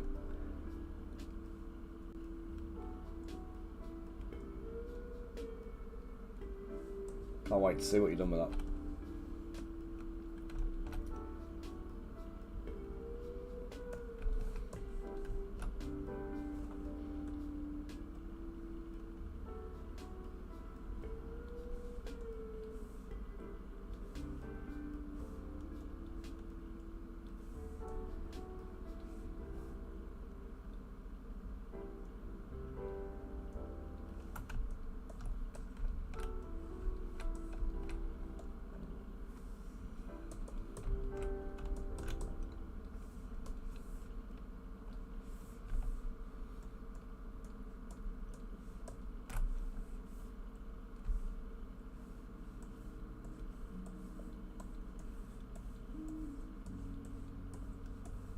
So guys, if you're not sure who Max is, if you've not seen his posts and stuff like that, Max is my partner on Crystal Collapse. He's a German game designer, responsible for Nanolith. Huge, enormous Final Fantasy fan, like myself, and also a big fan of like Lord of the Rings tabletop strategy game, or Middle-earth fantasy battles, or whatever we're calling that. You bought barrels, boxes and small crystals for €100, mate. My true love, yes.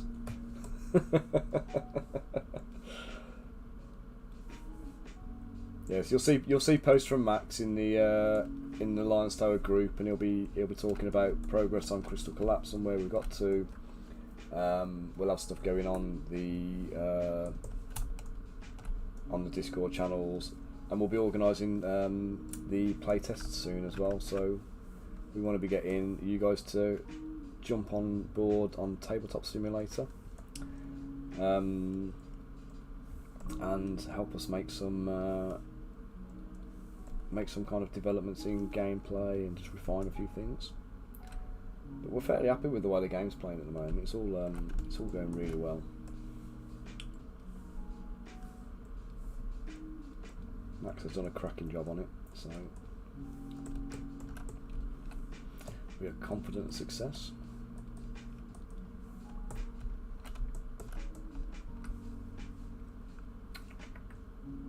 Right, let's do a mirror first.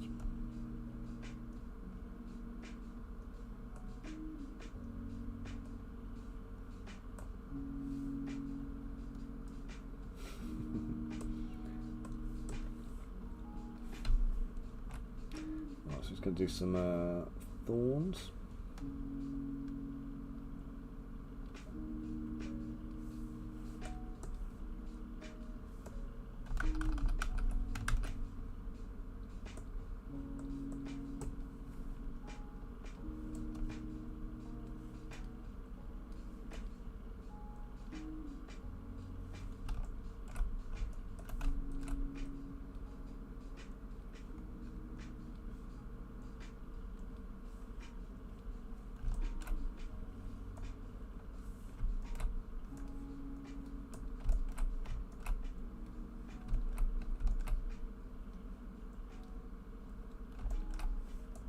If anybody's got any questions about the characters or the game or anything else, please feel free to field them to Max.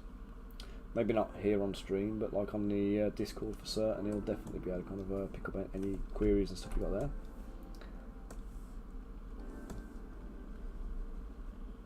If it's stuff we're allowed to tell you.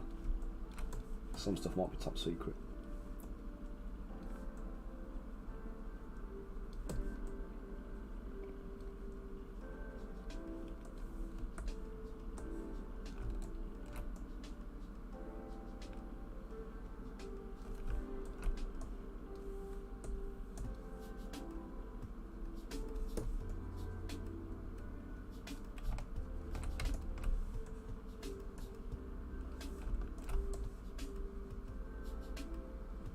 This bit's important when you're doing something that's 3D printable as well, because you need to make sure that it's going to actually print okay. So you need to be able to extrude it inwards.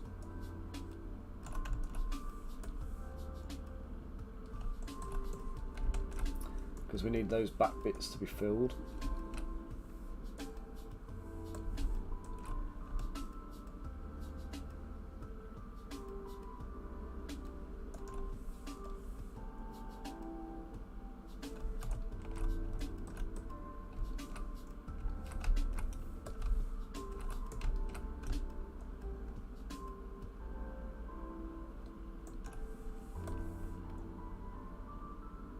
Oh, nice.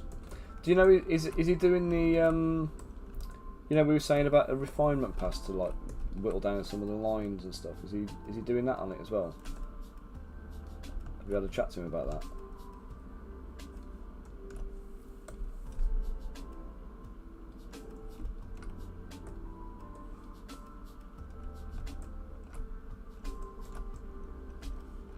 Awesome stuff. Birmingham, yeah, I read it on the thing. I read the council's filed for bankruptcy or something, haven't they? How does the council go bankrupt?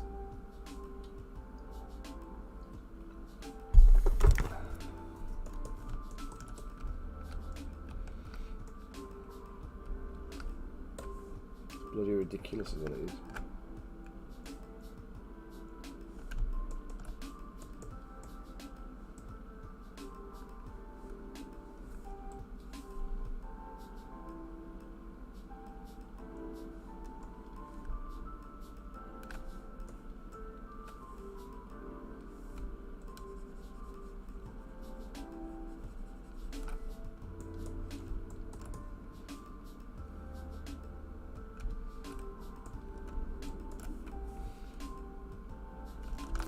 Do a quick save on that. Yeah, exactly, Riz. Shocking, isn't it?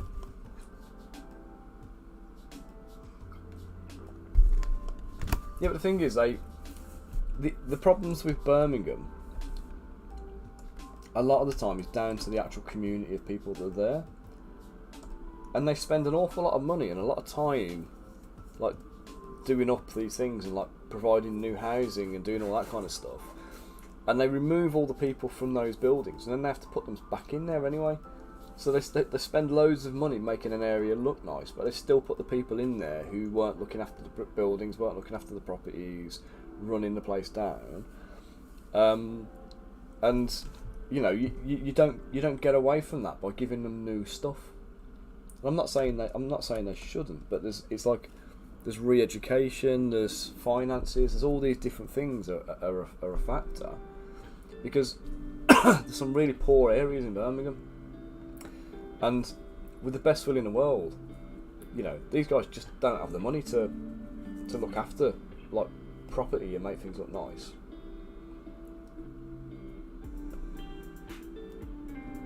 And the inner city, the inner city is an absolute dive. I hate going into the town. And they've put that clean air zone in and everything now as well, which is just ridiculous.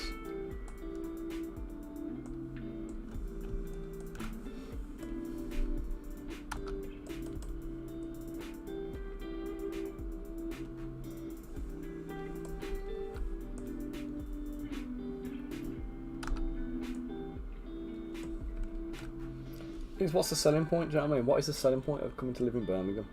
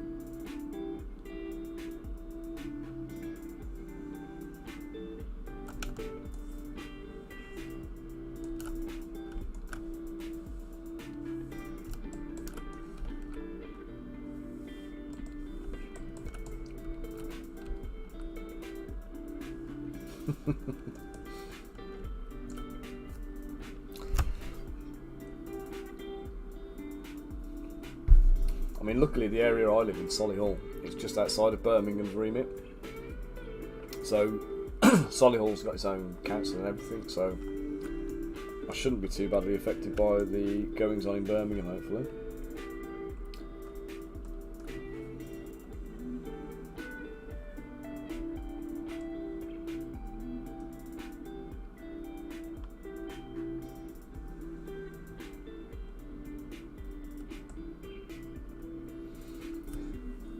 What's that? In Germany, they drove away all the old houses and built 2-bedroom apartments for people without children, and then they charge $800,000. Yep. Birmingham, London, and Manchester aren't even English anymore, says Adam. Correct for the most part, I think. Riz, 37% of children living. Is that true? 37%. That's crazy. That is. Yeah, it's the same. It's the same here, mate. There was a thing I saw the other day, and they were talking about the average house prices in the UK, and something like back in 1970s, there was what do you call it now? Like an average shop would be like 20 quid. So you go and get a weekly shop for 20 quid. Salaries were, I can't remember what the salary was now. It's like 8 grand or something like that, or it wasn't high anyway. And the average house price was like 15,000. So you could buy a house for 15 grand, which was basically double your salary, give or take. And for inflation to have maintained at that same level, we'd need to be on about 150 grand a year as an average salary now. Because obviously the house prices have gone up so much, cost of living has gone up so much, and we're actually worse off. You know, if you look at like the whole, you know, the Great Depression era, they were financially better off than we are now. It's crazy. So, you know, how do you figure that one out? You know.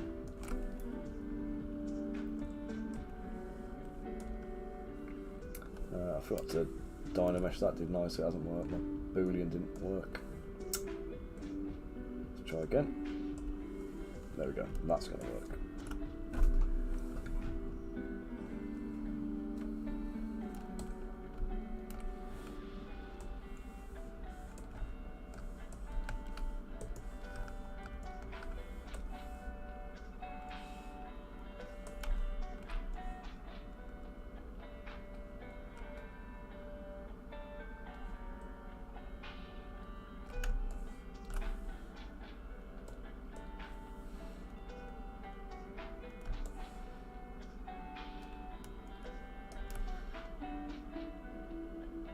I mean, I don't know how much truth's in it or anything like that, but I've been reading horror stories about San Francisco lately in America.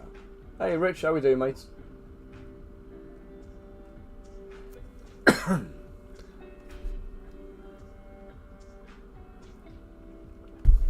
say I don't know where this cough's come from, but my chest is wrecking at the moment.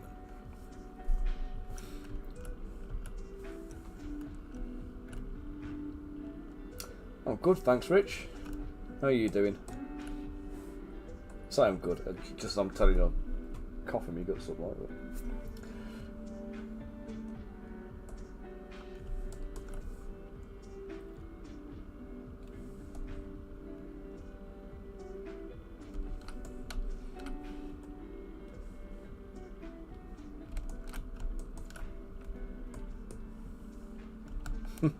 Adam says, hi Rich, didn't see you down there.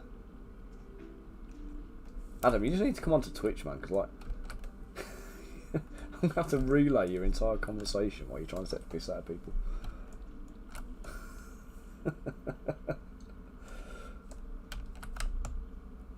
He did this the other day, Rich.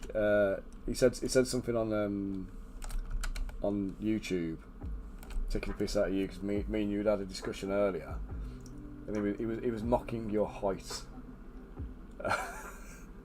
and he didn't even realise you'd left the conversation. You weren't even there to defend yourself. He felt bad about it then,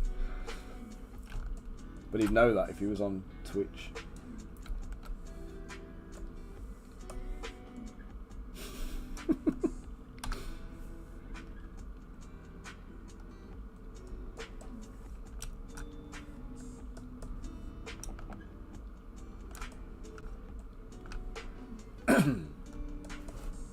Yeah, no worries, mate. Yeah. If you 3 o'clock for you, it'll be 2 o'clock for me. He's over on YouTube, Rich. Fenny Tunnel.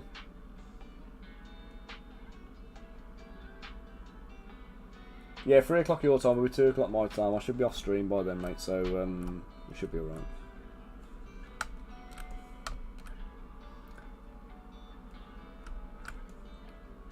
Adam says I don't like change. Well,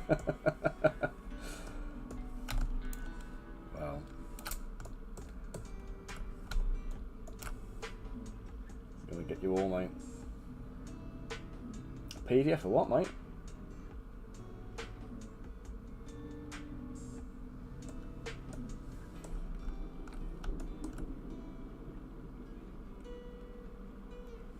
Oh right, you statting. Yeah, believe that, to be honest, mate. Oh, there you go. Max has spoken, plays Sea of Stars. I've heard about this game. It actually looks really good. But again, it's that whole thing about not having the time to be able to kind of devote to it. But I have to say, with that one, I am tempted. Tempted to find the time for that one.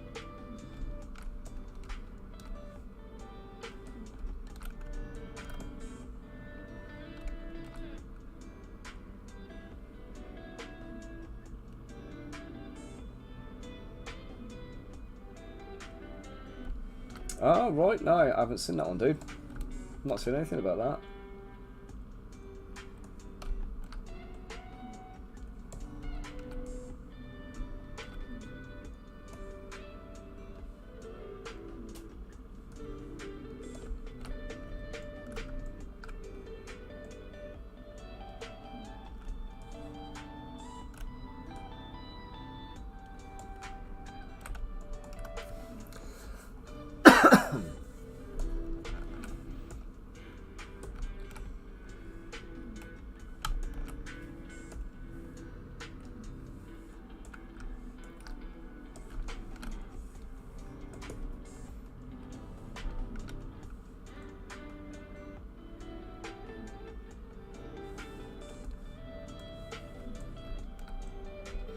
Oh wow! I mean, I know things like ketamine's not very good in terms of like, you know, zombing people out and whatever. But also, I know that because I used to do drug and alcohol testing for a job. It's not from first-hand experience. So,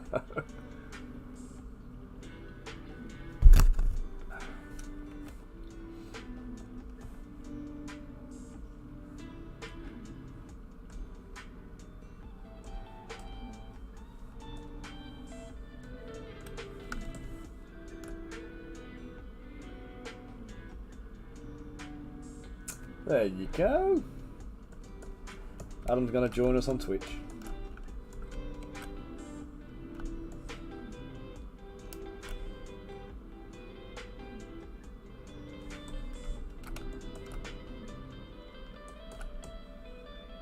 Is that the Sea of Stars trailer, is it there, mate? It's an indie game, isn't it, if I remember right, Sea of Stars? Like an old school indie turn-based RPG.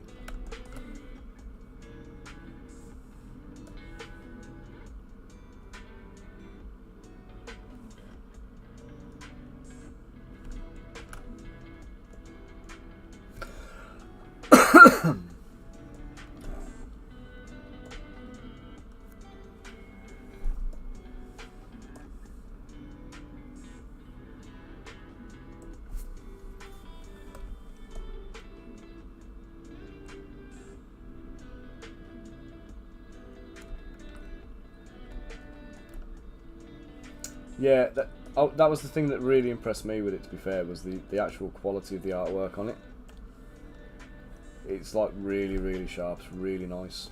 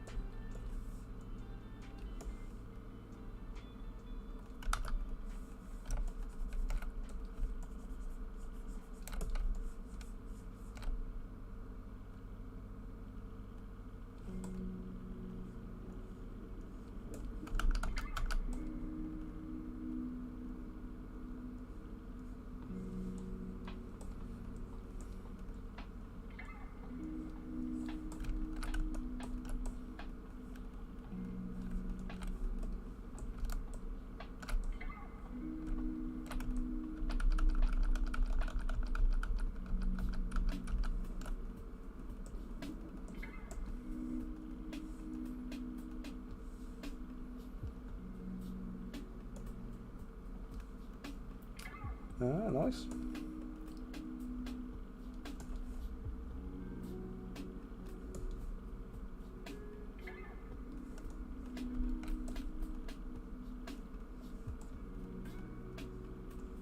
Yeah, I've seen a lot of people like binging the game, and it does seem like a binge-worthy game, to be fair.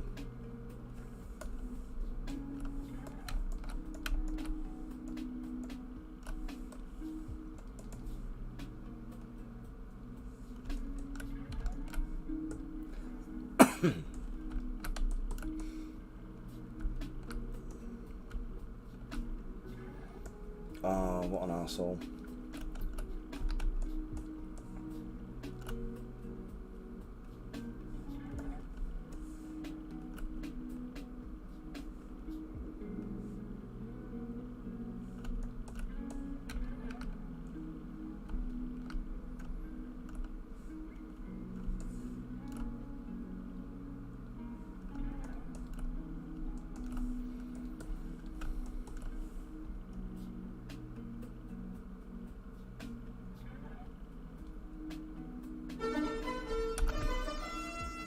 Elston in the house, how you doing?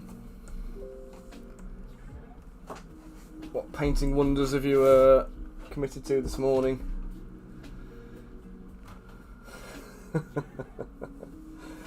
I can imagine. I've been Weetabix for breakfast this morning, but I haven't had anything for lunch yet. Hayley should be on her way home soon, hopefully, so I'll have a little bit of something with her.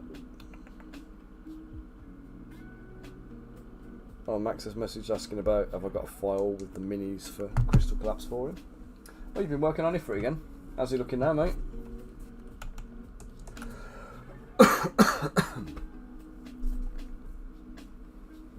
Oh, nice. That sounds admirable, that does, Aiden. I'm doing I made a nice ramen dish the other night.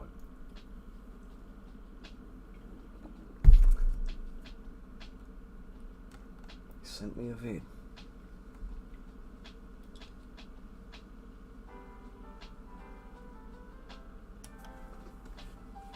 Ramen. I just say it, Riz. Come on.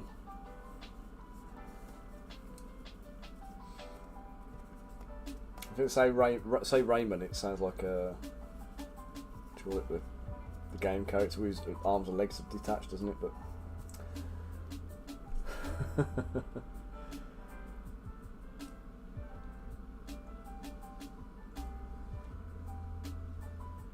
Oh, nice glowing rock. No, because there's a couple of Japanese restaurants I like, and I tend to have the ramen dishes when I have the when I go there. It tends to be my choice, and I've knocked them off a little bit, and I've been doing similar kind of thing, like soft boiled egg. We've got some bits of pork, bits of meat, some prawns, and things like that. This one was prawns, and then I'll do shredded spring onion, and I put it in a bowl, and then I hot fry some oil so it's like smoking. Pour the oil over the top of the what you call it. So you get a little pile of grated carrot and pickle that. Then get some what do you call it? Well, the spring onions. What I tend to do is because we've got so many tomatoes, I've been chopping up tomatoes, adding the tomatoes into my spring onions with the hot oil. A little bit of soy sauce and mirin, and then a little bit of what's the thing I'm putting in now? I can't remember what it was. There's another ingredient I put in there, and I can't remember what it was now. Yeah, I pickle the carrot. So you get the your warm vinegar. You get your vinegar warmed up, and then you pour it over the carrot and steep it. And it just gives it a nice little tang. You get the crunch, still get the crunch of the carrot, but you get the nice tang through it. So, but yeah, it was a rather pleasant. In fact, I sent Max a picture the other day. Let me.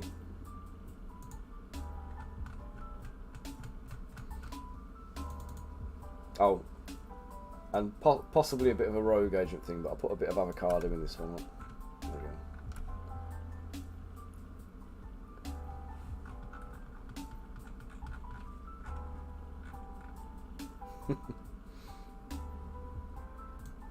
I don't know if you class that as proper ramen or not, but I enjoyed it. California ramen in it now because I've got the avocado in it.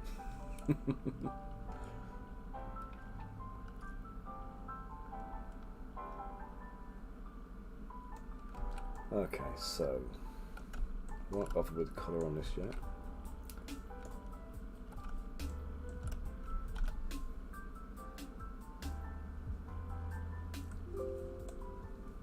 We'll go with that then. Champ on.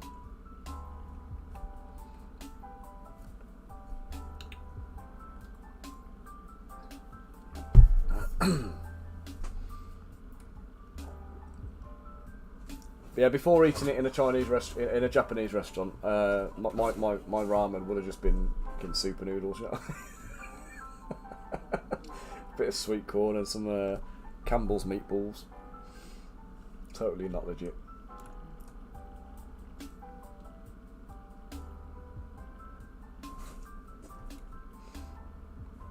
Do you know what I did the other day that actually worked really good? Because it was a throw together dish. Because I did this for Hayley the other day because she loves prawns. I did it for her because she always takes the piss because I'm like, oh, what do you want for dinner? Oh, I'm not hungry.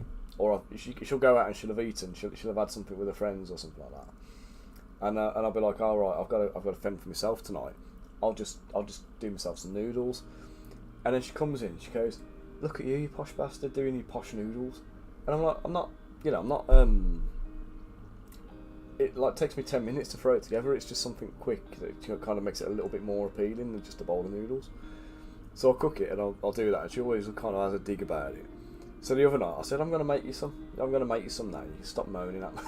So I've been spending the extra time and the extra prep and effort and stuff like that, actually getting it just, you know, getting it as a nice dinner. Because if I'd have turned around to her and said, I'm doing your noodles for dinner, she'd have just been like, oh God, what am I, 5 or something? But yeah, when you load it up and everything, I need some other good ideas. Riz, if you got any other kind of like good suggestions for kind of like, you know, nice, fresh Japanese type meals, I'd like to have a little look into them. So if you've got anything, if you've had anything that's like that, I'd be able to kind of obtain and prepare here. If you send us a few dish names, I'll have a little dig and have a look and see.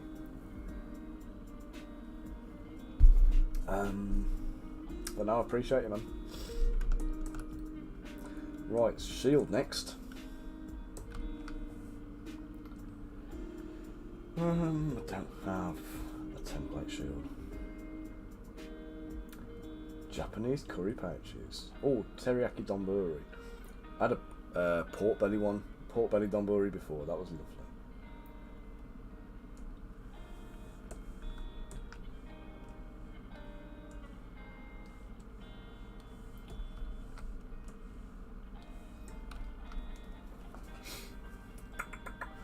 Oh, this isn't going to work, is it? Let's save this and we'll do a shadow box, I think.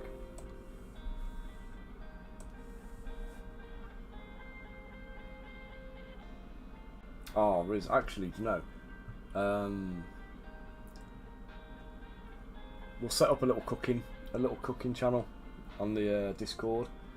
I know Bunker likes his cooking, but he's been watching these videos of like it was a Japanese housewife, I think, preparing like meals for her husband. Hey, Adam's arrived in Twitch. There you go. You can mock Rich without me having to middleman you now. Chicken teriyaki for dinner.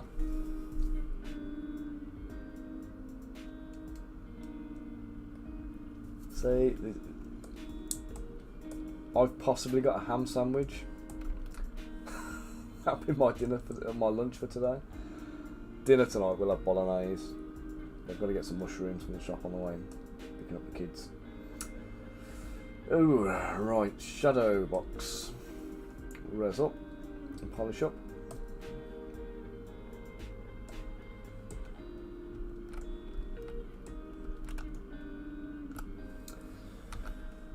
Activate symmetry.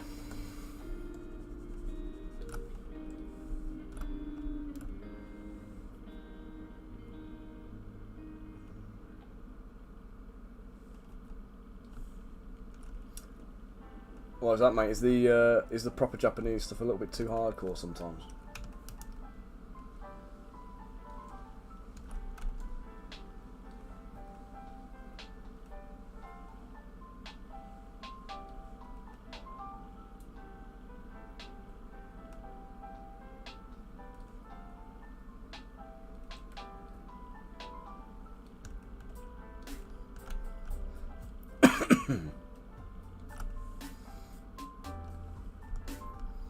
More meaty and fun.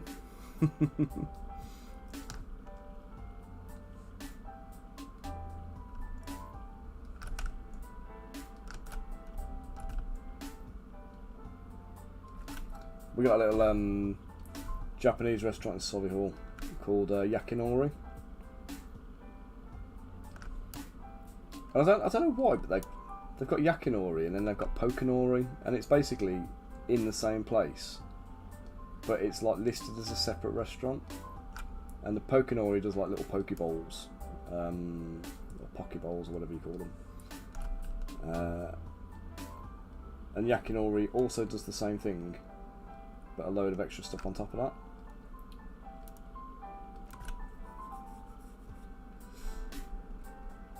Oh, I love a gyoza dumpling, actually.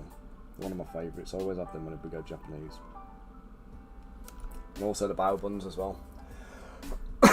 You don't get gyoza and stuff in Japan? That amazes me.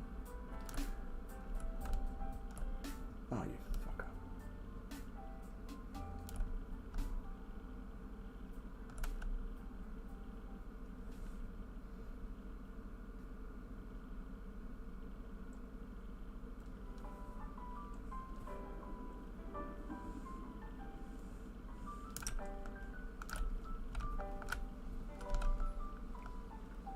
I suppose meat's harder to come by in Japan, isn't it? Like, well, I assume it is, because the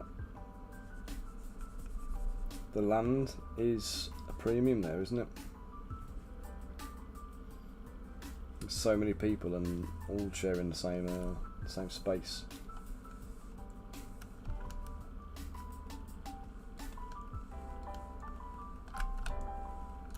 Ah, you bastard. That'll do for now, I think. Let's just get up there and just clean that bit, top it up.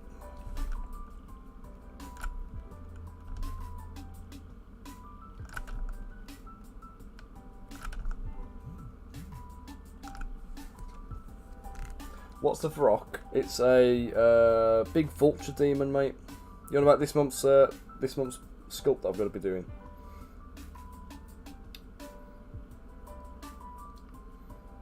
So basically, the Vrock is contextually,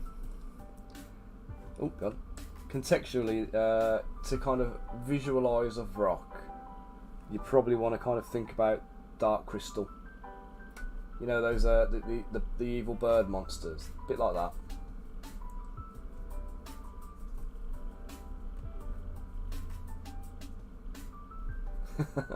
Yeah, I saw it on the list and wasn't sure either. I had to do a bit of swatting up for that one, if I'm honest.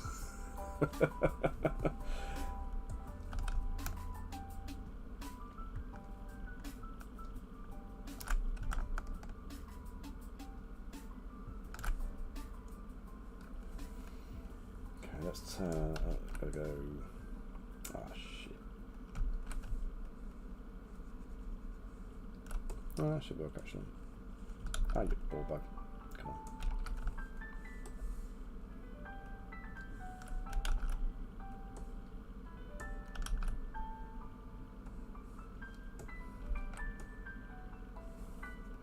Right, this is going to give me a weird, like, double thing now when I turn this off, because I've not checked the sides. And the bottom. That's too soft.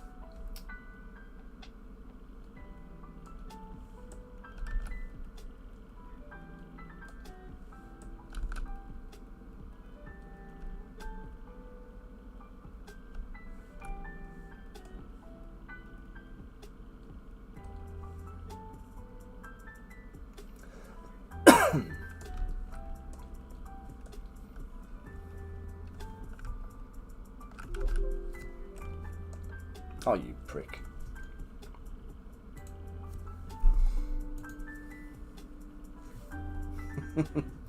Hey, wife of a boomer.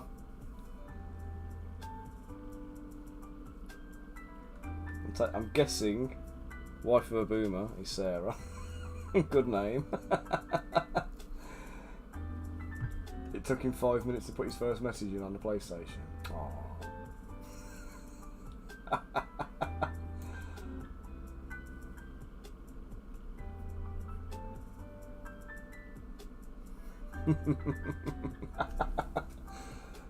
Oh, 5 minutes just finally in.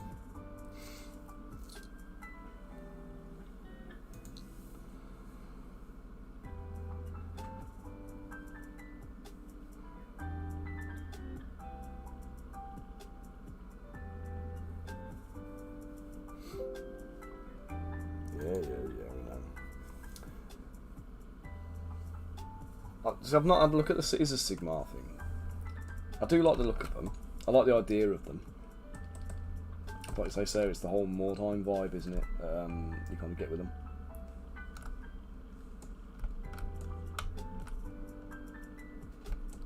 Right, how's the best way of doing this?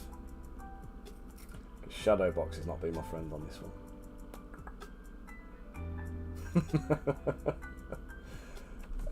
Yeah, but that's because she's removed all the things you can throw at them.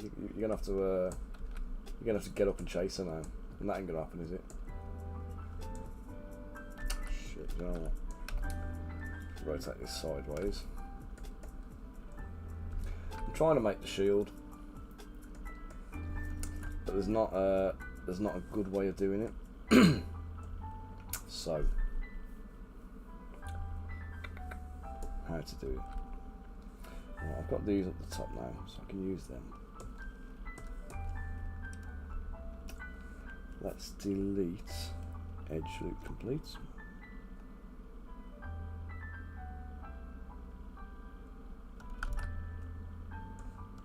Bloody hell happened then? Oh, this arsehole of a thing. Forget about that.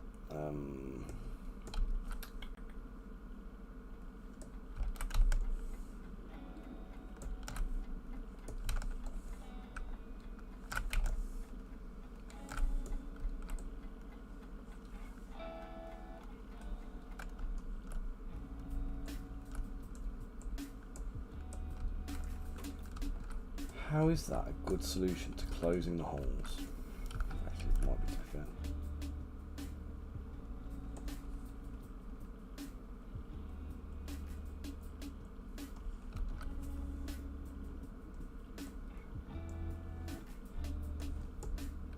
No, I just want... Oh, God. I know, Riz. Highly allergic to polymodeling.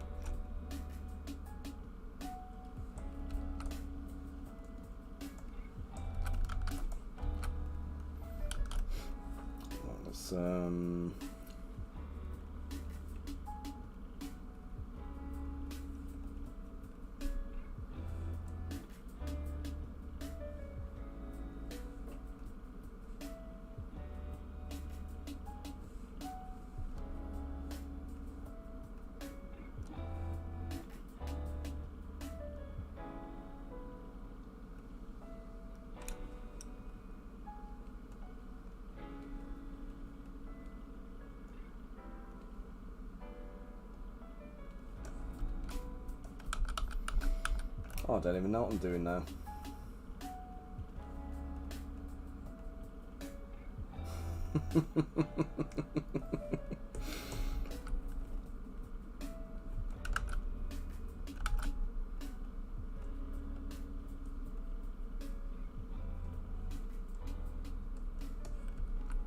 What the chuff? What was that about?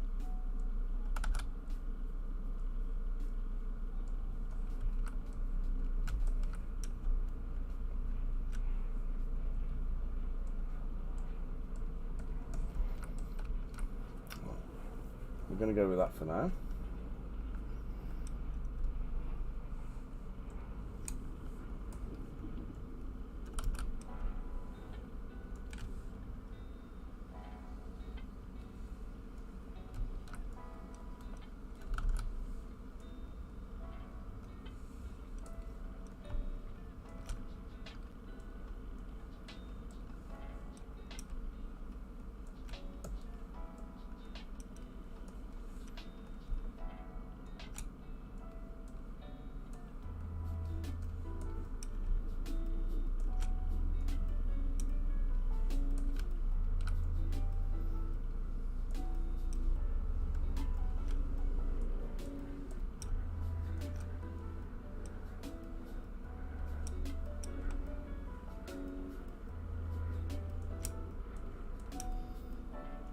This has got to be the most fuckabout way of actually achieving this result, I think.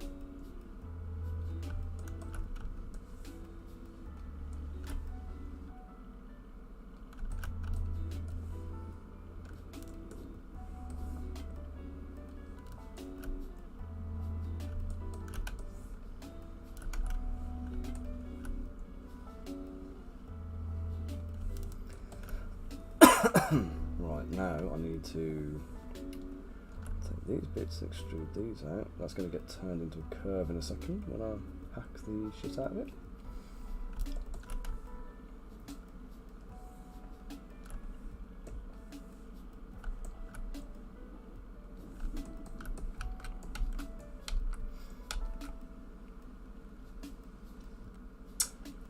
So the concept art was done by a guy called Alexandro Aquino.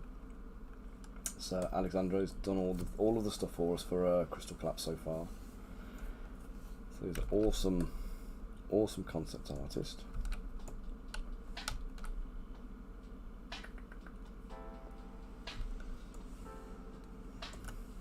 Let's bring that down a touch more.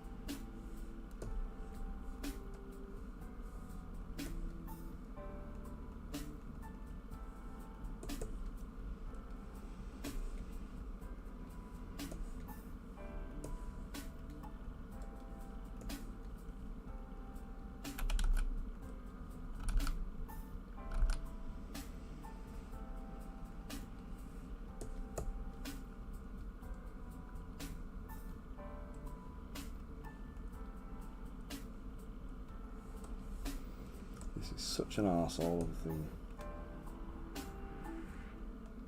Yeah, we've asked him to kind of do the styling for us in the kind of the style. We've asked him to do it in the style of like the JRPGs that we like, so things like Deerfield Chronicle, Final Fantasy Tactics, kind of things that are inspiring the actual game itself. So hopefully, I mean, he's definitely delivered what we've asked him to do. But we are looking at the option of having, when we run the Kickstarter, so we've got the whole story vibe going on. We're looking at possibly getting a comic book done as well. Yes, mate. Yeah, they are, sadly.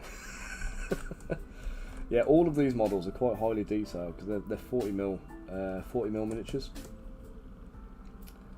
So they're kind of on your Shatterpoint kind of level, I think.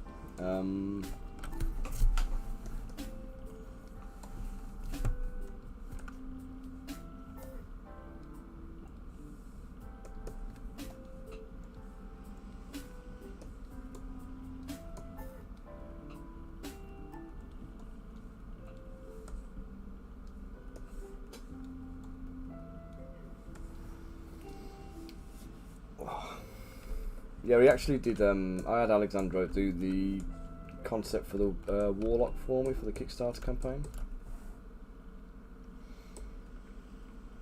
and we're going to be using her in Crystal Collapse as well. So Max has asked if we can include her as a special character, so we're going to do that. Right, I should be able to divide this now. Don't care about the bottom going. That's fine. I'll live with that. Let's delete lower.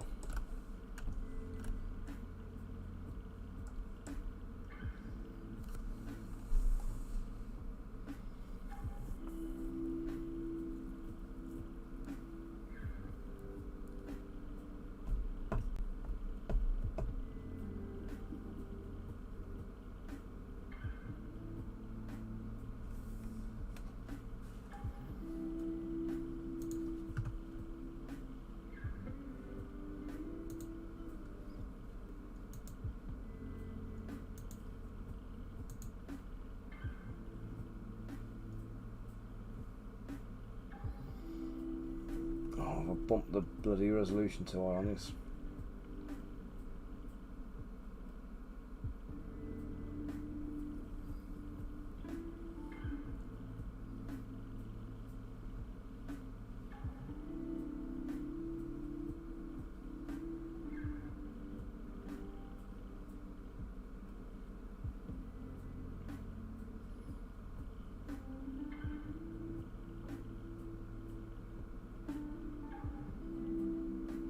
wish you could press escape once you start doing this operation and then actually just bomb out of it, because now it's going to wait for it like an arsehole, or it's going to end up crashing out.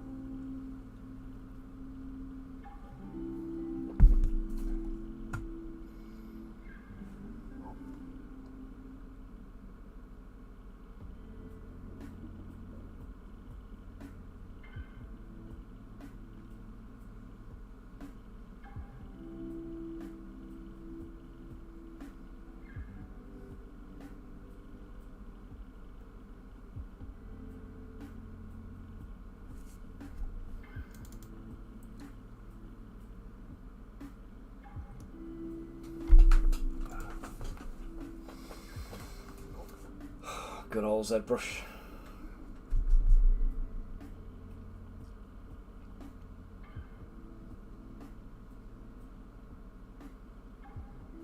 Well, guys, while this is spinning around, I'm going to put you on a BRB for a sec while I just go pop the loo and grab another drink, and I'll be back in just a minute. And hopefully, it's thought about it, it's done its thing, and I can just carry on sculpting. So don't go away.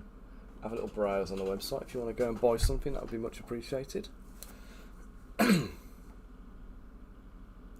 Yeah, the computer's all the computer's fine. It's Zbrush can be just an arsehole at times. It's just temperamental, mate. So, but I think what's happened in this particular case is I've dynameshed this model, and I've arbitrarily picked a resolution.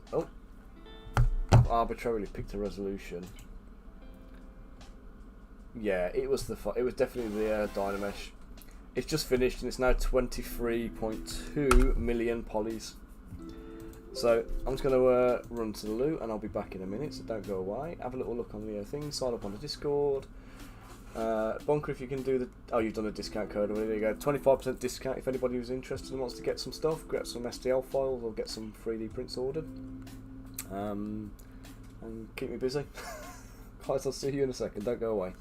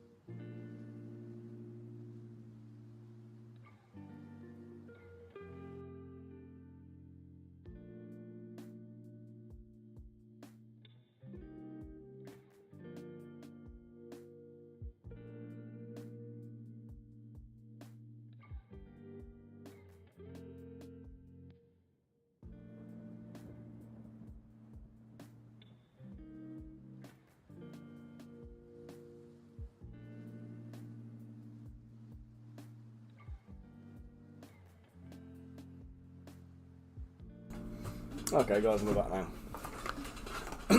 Dottie's not looking too happy out there at the moment.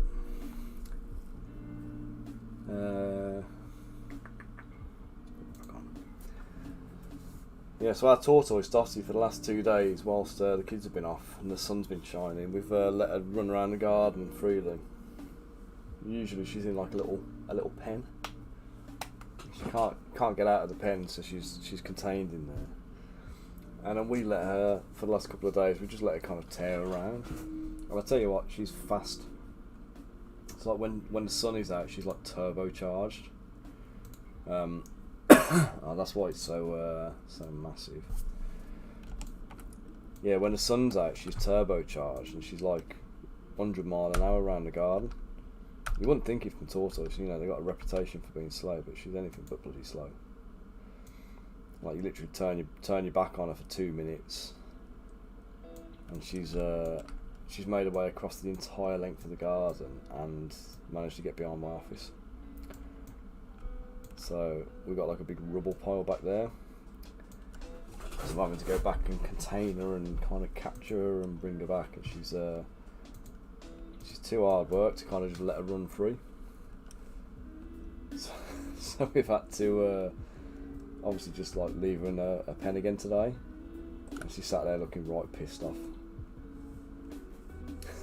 She's not appreciating the pen, I don't think. But she shouldn't have been such an escape artist.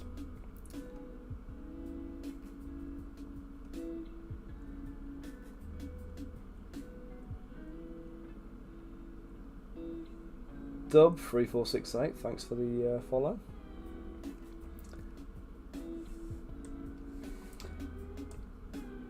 Hope you're doing well today. I'm going to do this Boolean operation now with these bits. So what I'm going to do is I'm going to form up one side. I'm going to duplicate it and clone it over to the other side.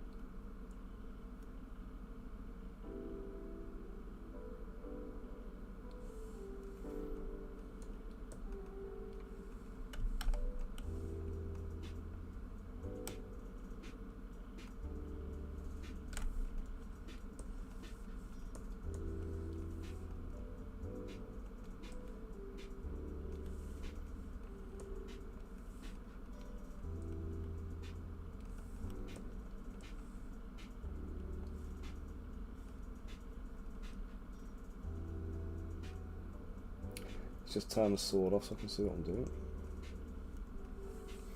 Right, so I need to get a little curve in and up and around to that.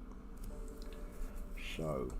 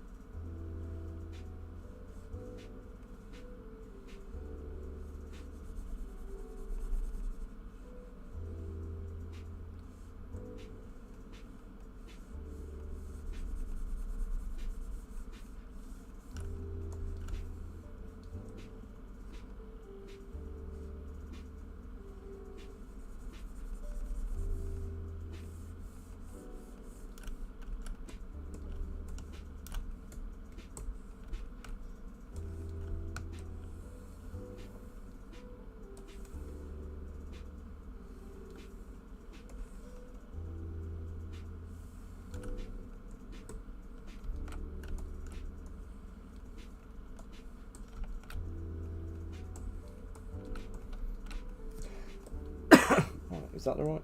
That's not the right shape, is it?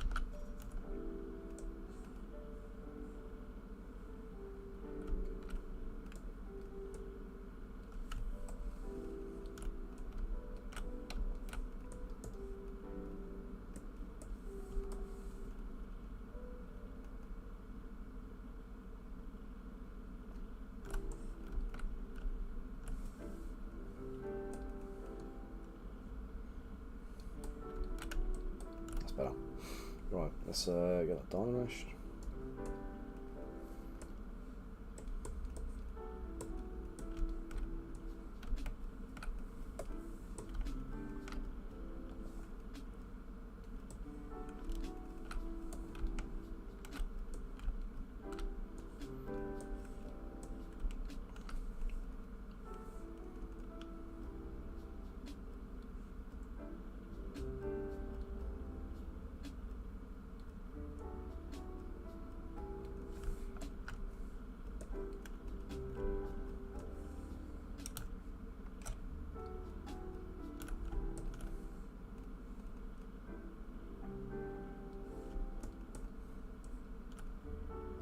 Shit.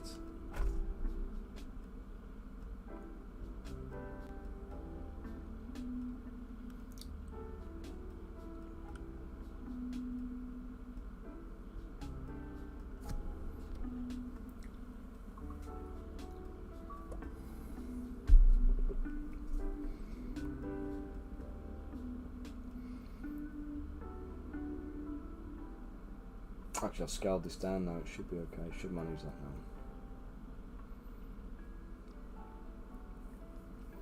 You don't ideally want to dynamesh something that's. Hey Rosie, how you doing, mate? You ideally don't want to dynamesh something that's like 27 million polys. Did I notice what, mate?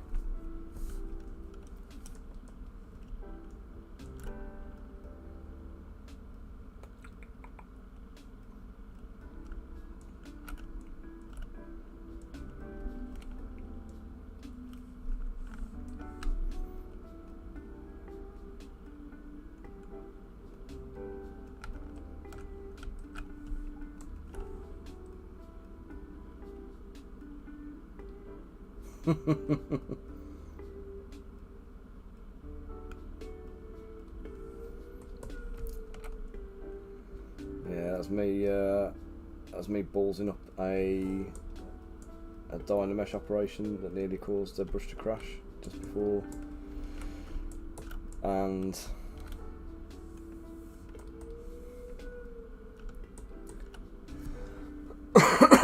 yeah, luckily I managed to save it.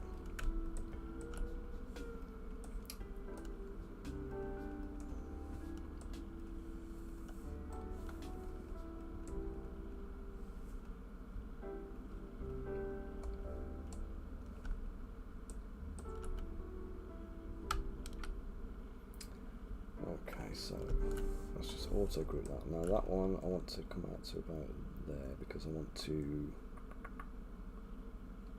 yeah, do that, take it to there, and I'll take it from that corner and bring it down. So dynamesh, we've got a boolean, that's getting bumped down to 350 give or take. How's your day going, Rosie, anyway?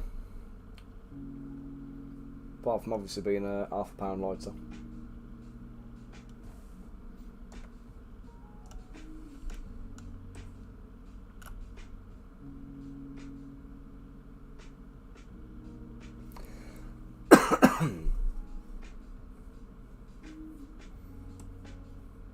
Oh no, what happened there?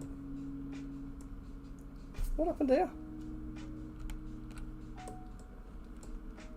I don't care what's happened there because I'm just going to cut the back off anyway.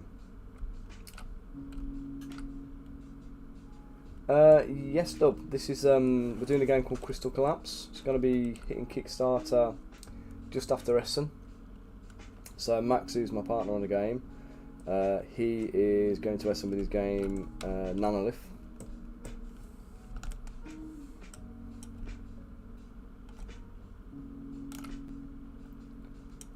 And then once Nanolitha's landed and done its thing, we're going to be running Crystal Collapse as a Kickstarter. My sound's too low. My voice or the music? Because if it's my voice, I just need to speak up a little bit, but nobody's mentioned it yet. So in fact, it does look low actually on the equalizer thing, but.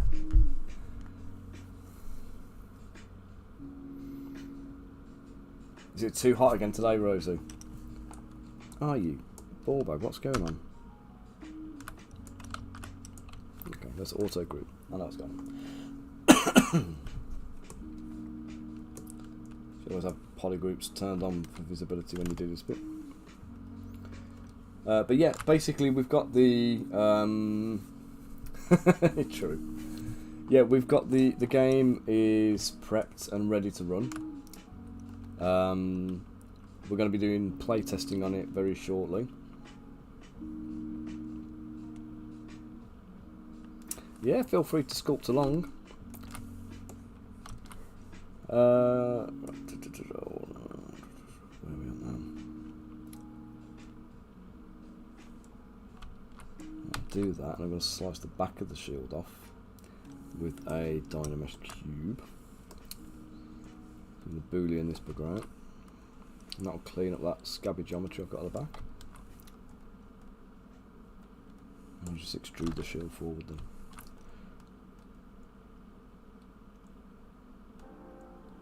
Yeah, Dub, if you're doing sculpting, join our Discord server. If you press the !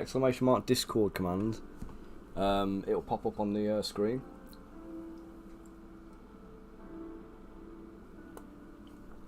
Well, we're just about finished on the sculpting on this one at the moment, but join the server.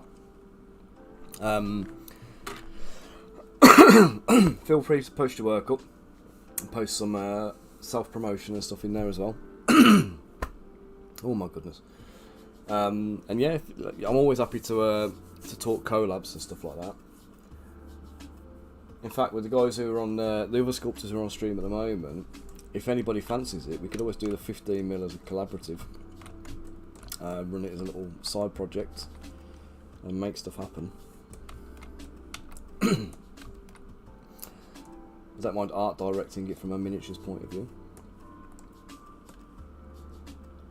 COVID. No, do you know what? I've just got a real kind of, I don't know if it's like hay fever from yesterday being in the garden all day, but my throat feels closed up. It's like every time I'm having a drink, give me a second, I've just got to bust my door open, I've shut it behind me and it's too hot in here today.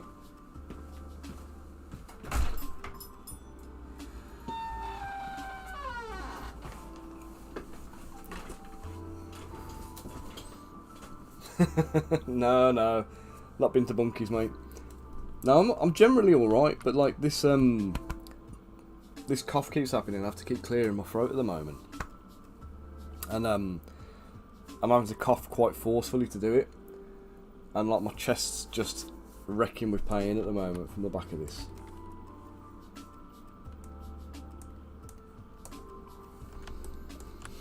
But yeah, if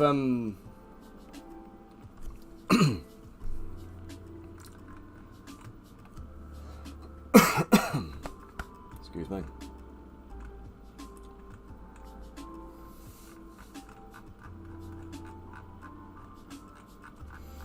Yeah, Risen AD. If you fancy doing a little collab on the 15mm, I'll pop a message in a little group and see if it's something you want to get doing, man. Yeah, if you fancy it, I think we could put together a passable Kickstarter package in a relatively short time if three of us are working on it, and then we fire it up and split the profits.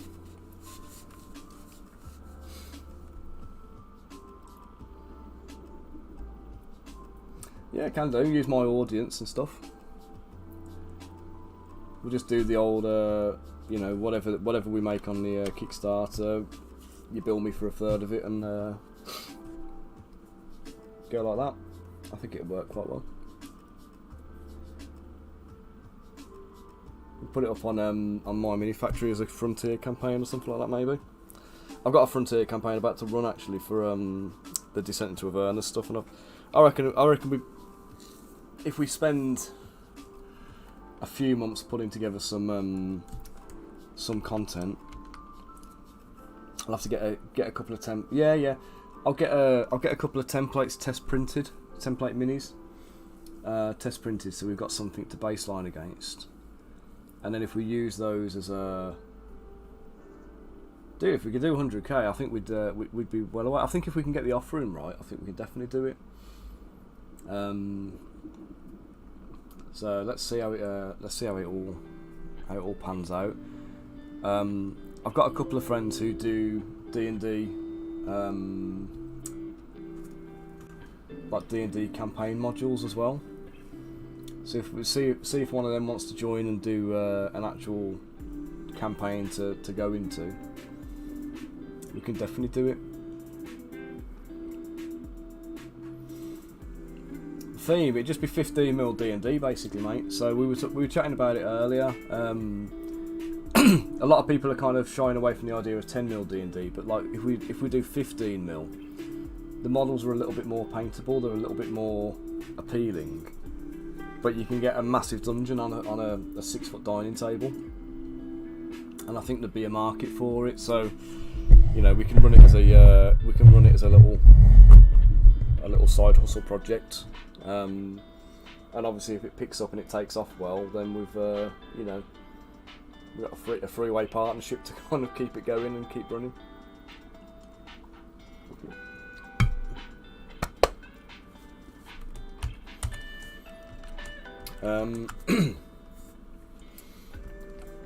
Right, what am I doing?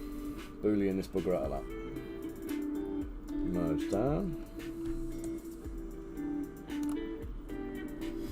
So I think if we look at something like Lost Mines of Pendelver, but we need to make sure we've got some 15mm player characters as well to represent different, the different characters, archetypes. So we need a male and female of each of the core classes. 15mm scenery. So we'd be do dungeon terrain, scatter terrain, enemy mobs, player characters, monsters, and antagonists. So again, if we look at like Lost Mines of Pendelver as an example campaign to kind of like build it around or style it around, we've got caverns, we've got castles, we've got a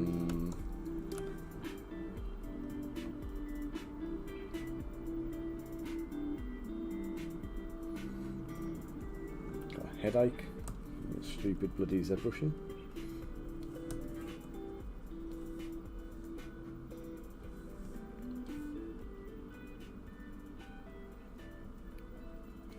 Yeah, you got lots of wilderness bits. Hey, Kev, how we doing, dude? Do you mean where's your head sculpt?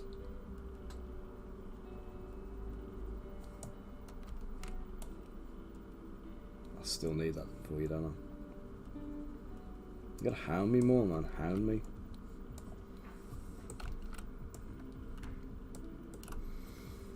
Right, so let's take.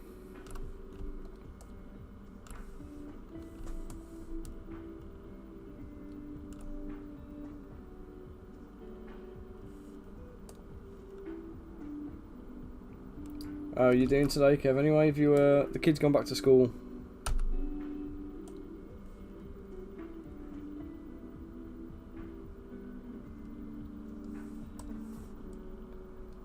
Binker? Dub, from the UK, mate.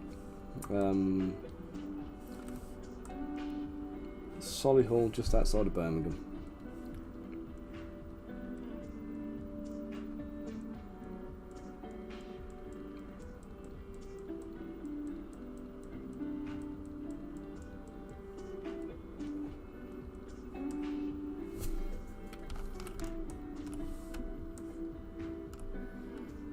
Yeah, doing alright, thanks Kev. How about yourself? Kids are back at school and commission and content creator mode starts. Well, that's the plan, isn't it? That's what you've got to be doing. I was the same. I was like, yes, they're back. Knuckle down, get stuff cracked out. Let's get some projects done. So I'm on Crystal Collapse today. Let's get the internals on this one masked out. There you go. Done. Not even nearly done. Guys, give me a sec. I've just got a wife on the phone.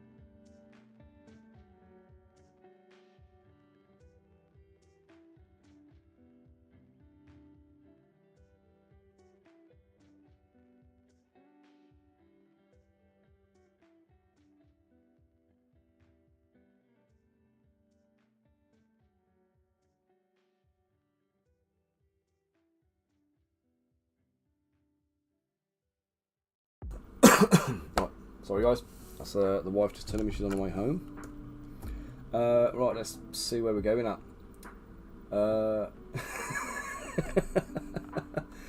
Right, Dub, ignore what Riz says. I don't sell foot pics now. This is my main job. This is what I do for a living. Just make miniatures. I've been doing this, doing it full time since back end of 2019, August 2019. So it's been a while now, but it's good. My commute is a 30-second walk to the end of my garden, so I can't grumble. Instead of the 2 hours and the 2 hours in traffic on the motorway that it used to be.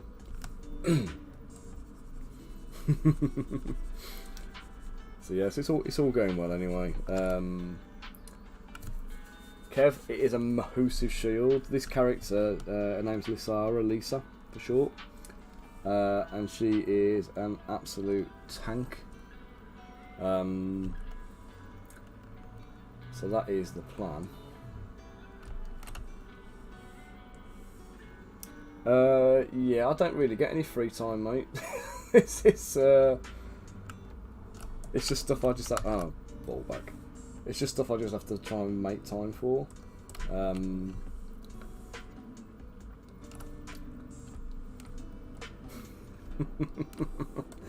don't mean a tank like that. No, she's a badass.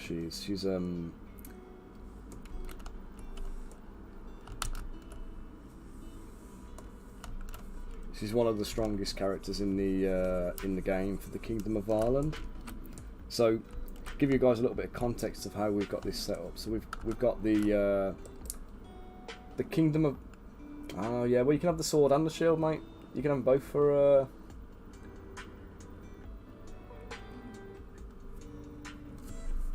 Oh, that's handy to know, Riz. Yes, Kingdom of. Oh God. The Kingdom of Ireland is the kind of the main kingdom, and it's made up of several different houses. So she's House Rosenberg, and then we've got House Basalia, and imagine them all as being a bit like, you know, Game of Thrones, Starks and Lannisters and all that kind of stuff. Okay, so she is basically like the King's Justicar. So she's like she's his own personal bodyguard, but she's also like judge, jury, and executioner for him. So, you know, if you commit an act of treason, she's going to execute you on the spot. So she's going to be a bit of a badass.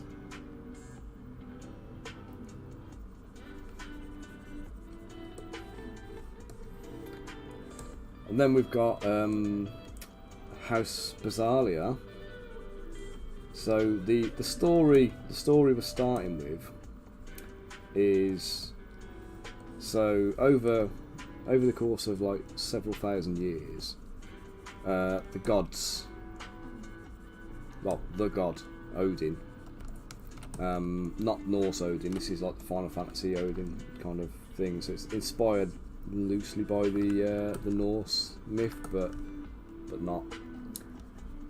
So Odin is our the king of our gods, and he's a bit of a tyrannical bastard, and he gets these four humans and decides he's going to teach them the ways of magic, and in doing so he's going to become more powerful himself. So he does that. He teaches them what they need to know, and then he tries to eradicate them and wipe them out.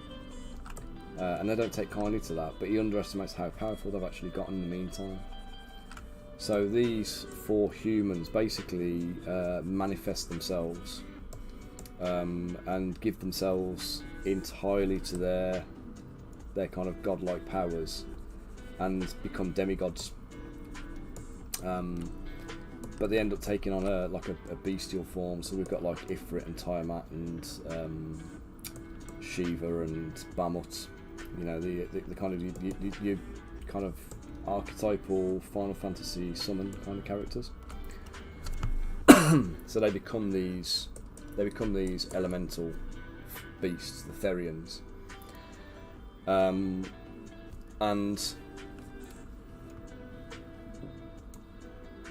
they basically wage war on Odin. So Odin ends up for like, you know, thousands of years annihilating civilizations, basically just being an arsehole of a god. And let me just save that.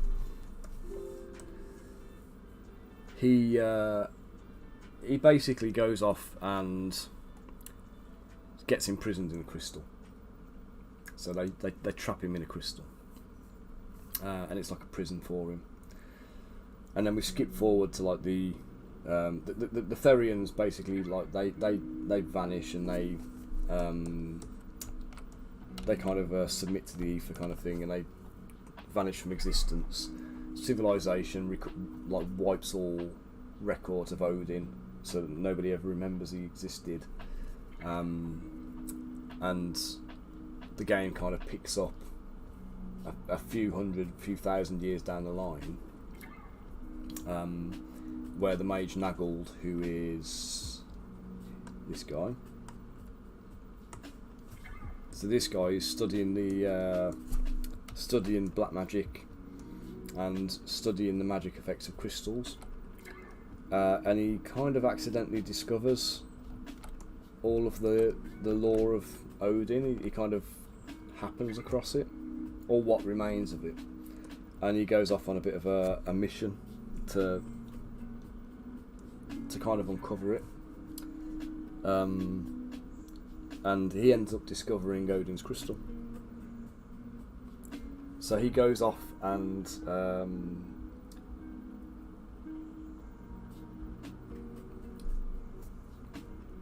the game's pretty much ready to go. We're selling the game directly. So the plan is we've got the rules written, we've got the models sculpted, almost. We've got the terrain in progress. We've got the cards been designed. We've got pricing on the manufacturer and everything else now. So this will be going to Kickstarter as a kind of boxed offering. So to show you the kind of thing you can expect, let me just find Nanlith for you.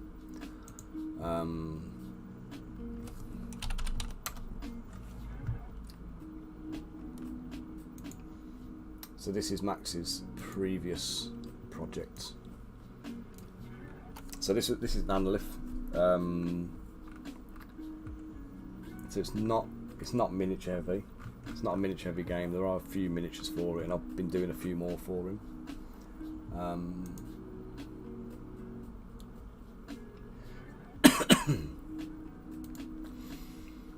But yeah, we've got the boxes, dice, things. So this is the kind of stuff we're going to be looking to be producing for Crystal Collapse. Here you go.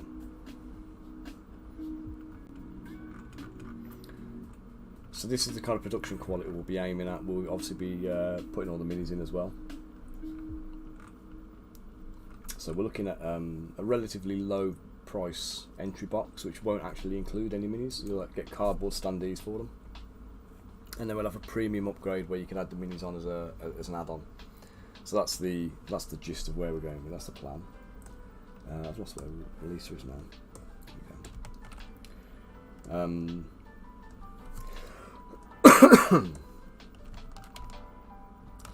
Well, Kev, do you know what? If you want to do a review for me, you've only got to say so, matey. I'd be absolutely happy for you to do that.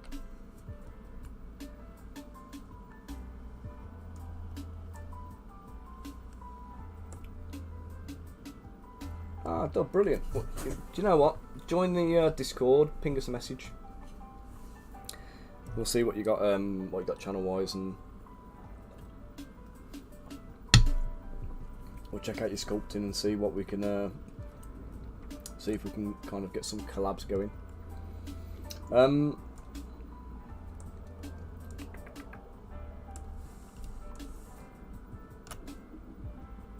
Cheers, Bunker.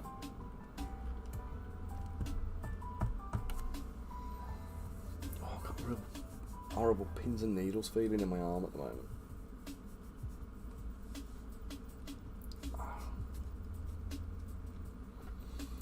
Oh, very nice. How'd you get on with the NFTs? Because I dabbled in that and I didn't really know what I was doing. So I think I kind of screwed it.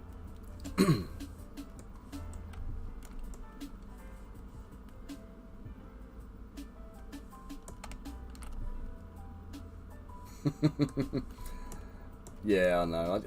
I kind of thought the art had fallen out of the market when the AI came around, to be honest, because I can't imagine there's an awful massive demand for NFTs when you can just literally just, you know, speak a command to produce one, or, you know, generate a command and just produce the artwork that quick, AI art.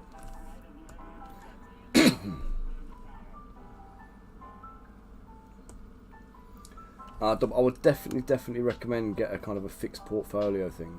I get quite a lot of people approaching me on what do we call it now? Instagram and the like. And I don't like to click on links to like OneDrives and things like that with people I don't already know, because I know there's an awful lot of like dodgy stuff out there, isn't there? So you've got to be a little bit cautious, especially when like my whole like, you know, livelihood is built around PCs and stuff. You know what I mean? If my computer goes down because of a virus or something like that, then I'm screwed. So I always need to be a little bit careful about it, and I'm not the only one who's in that kind of boat. So in terms of promoting, you can. Do you know what? You can send stuff over on Discord if you want to send things directly. But the other thing to be wary of as well is like I've had a lot of people message with like, you know, saying, oh, here's samples of my work, here's a portfolio of stuff, and they send me like 20 or 30 images, and there's like 20 or 30 different art styles in there, and I never believe for a second that one person can be, you know, is capable of producing every single piece of work they do in a different style.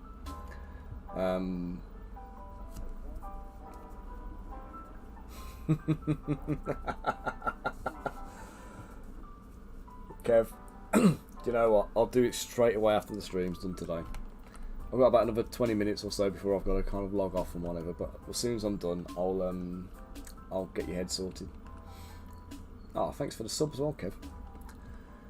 But yeah, so basically, obviously, it's when you get a kind of a cold, what do you call it, like a cold call, kind of drop in, somebody touting their portfolio and whatever. You need to be able to see that like consistency in there, so that you know it's all their work. And I have been burned with it before, you know, commissioning somebody for a piece when they contacted me out of the blue about something. And yeah, unfortunately, the work that they turned out was nothing like any of the portfolio pieces that they kind of showed. So you've got to be, I say, I'm extra diligent now when it comes around to, you know, working with people and you know, making sure the work's their own. And actually, the last guy who messaged me about it, I called him on it and he went cold on me and just stopped messaging. But one of the pieces that he'd got in his portfolio, in fact on his actual Facebook page as part of his portfolio, I don't know if you've seen the Frog Knight sculpt that keeps popping up on the Zbrush screen. No, Dub, it's fine, mate. It's fine. I'm just giving you a heads up and letting you know the kind of, without having a fixed portfolio that's consistent, it's really difficult to kind of break into certain clients, especially when, like myself, they've had bad experiences and been burned in the past. You know what I mean? It's something you've got to be aware of. But yeah, the guy had a, was it now? Let me find the Frog Knight and I'll show you what it is. It's basically an instantly recognisable piece by a very kind of like well-known and prolific sculptor, and this guy basically tried to say it was his.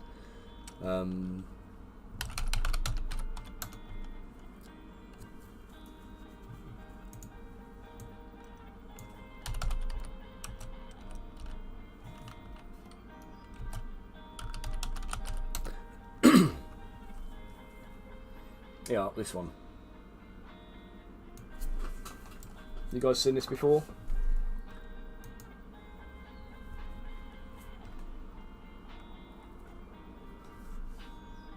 So this one here, the reimagination of the frog from Chrono Trigger in the world of Elden Ring. I mean, that was just badass. That sculpt is like mind-blowingly good. So you see it and you kind of go, that's awesome. Do you know what I mean? And like you see the turntables and stuff everywhere. But then I had this guy. Let's see where I can find the message.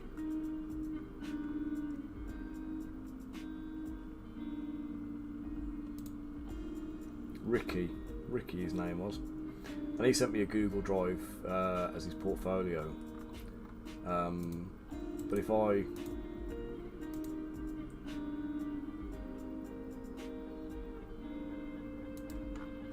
don't see his portfolio now.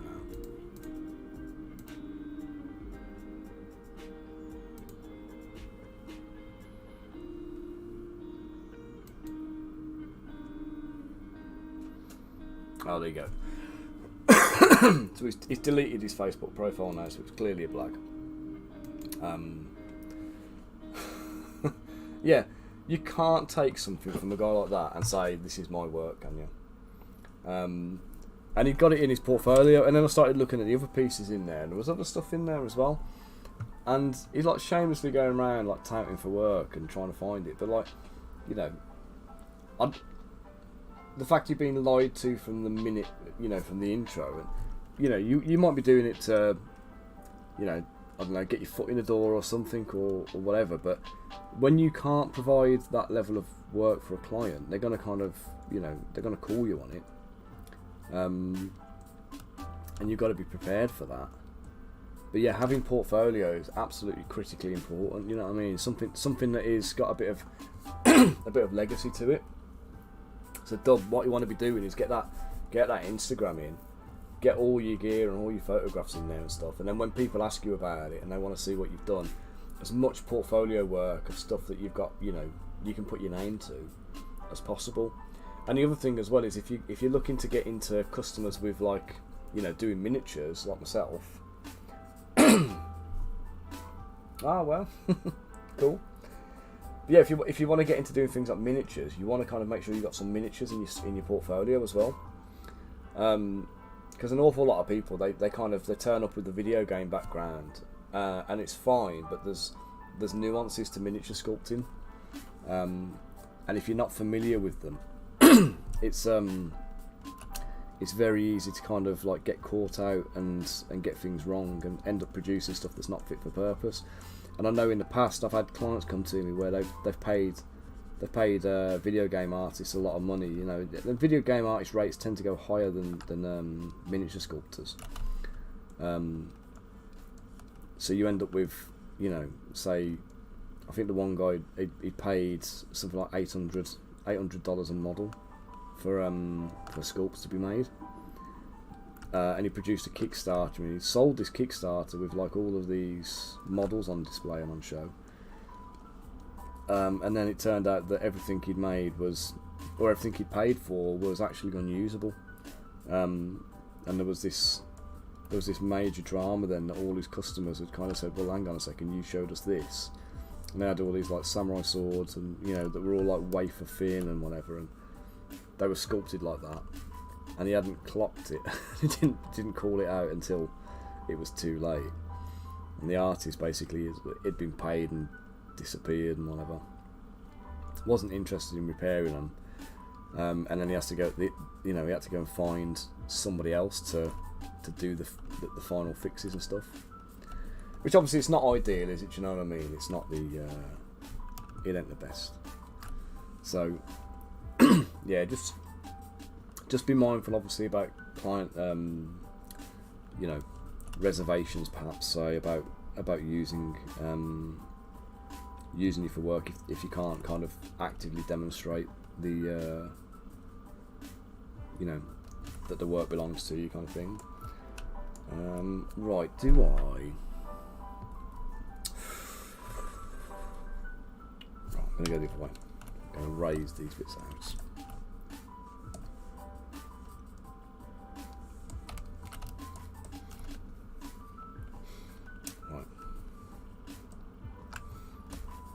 How you doing?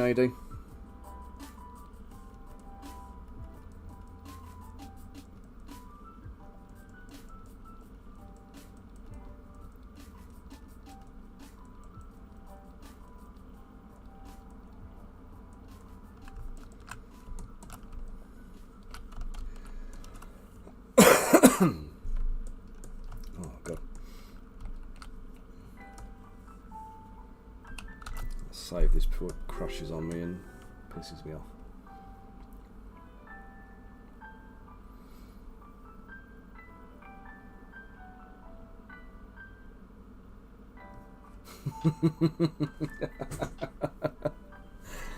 Oh, I love it.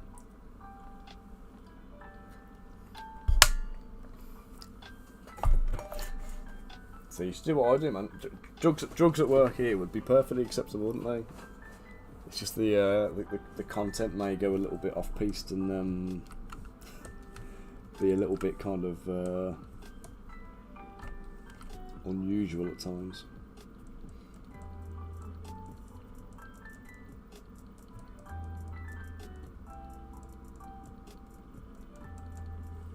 I haven't done it for ages actually, but I used to paint an awful lot, like with whiskey.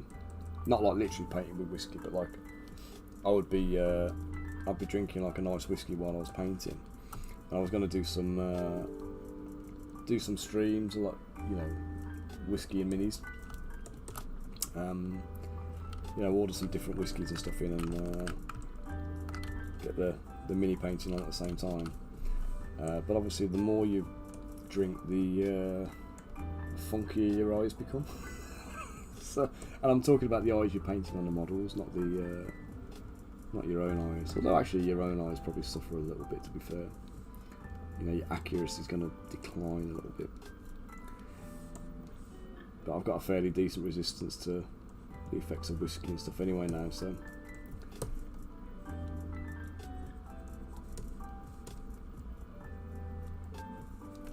I could probably get through half a bottle comfortably before I see an effect in my painting. Not that I would, not a piss off.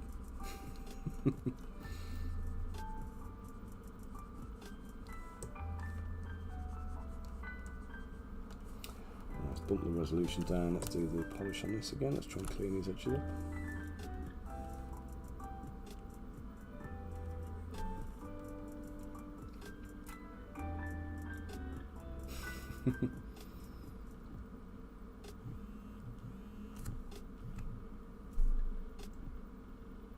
Do you know there was a guy I used to work with, and he went out after work one day, and he hadn't eaten anything, and he you shitbag.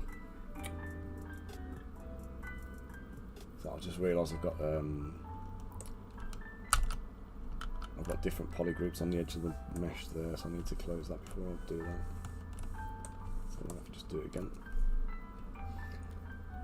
Yeah, he basically he gone out drinking with his mates after work, and he'd been chugging an entire bottle of banana vodka. Just necked it. He said it was like, barely tasted like alcohol, but it was 40% proof. And he chugged this entire bottle down. And then they went off for dinner afterwards, and they went to go and get like a greasy burger. And basically, when alcohol hits your stomach, if it's like above something like 20% or so, your stomach, if there's no food in there, your stomach kind of goes, oh, I don't like that, and it seizes up, and it will hold it all in your stomach, and it won't open it to go into your intestines and stuff where it gets absorbed into your body. So all of that alcohol you consume fast like that seizes your stomach up and stops it getting released.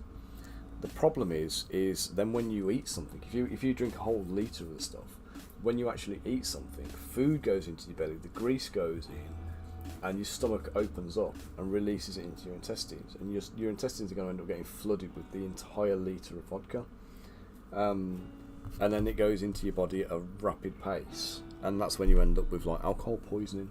And that's basically what happened to him. He ended up in A&E. I had to have his stomach pumped. So, yeah, the perils of drinking on an empty stomach.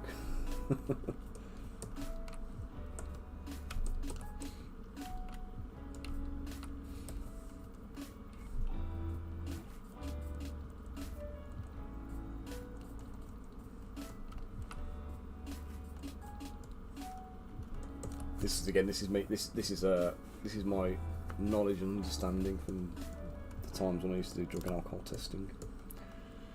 That was like testing people for drug and alcohol consumption, by the way. That's not like, you know, the more enjoyable version, and that possibly could be of you know, getting to test the stuff.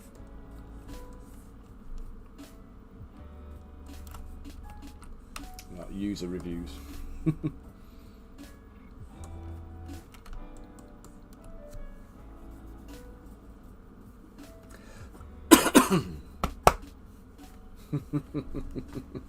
Yeah, you like to be a cheap date.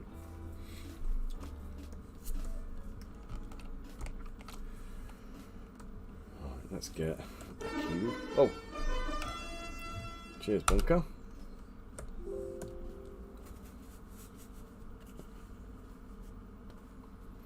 £2 PM. Yeah, I'm just keeping my eyes peeled, waiting for Hayley to get back.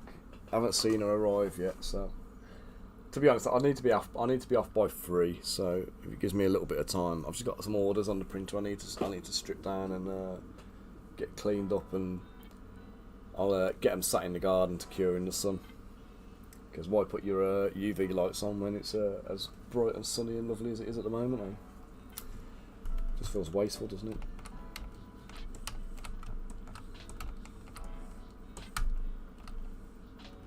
And head to give, of course, yeah.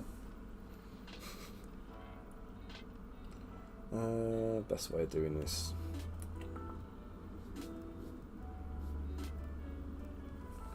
I know, but you know I'm Tinkerdan sometimes, mate. Today is no exception.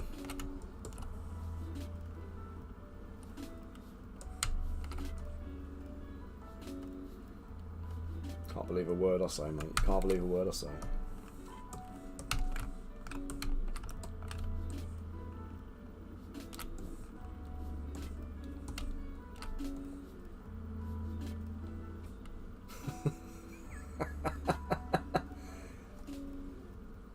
You can't bunker no one else to do it.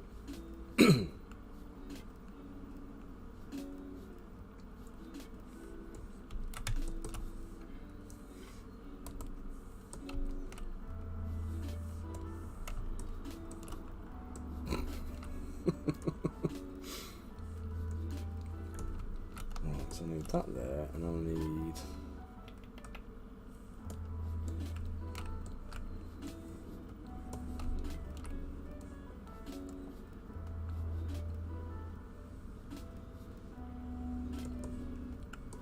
You thought I was going to do what, mate?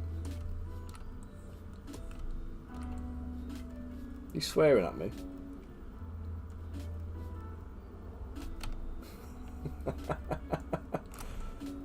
No. Don't be silly.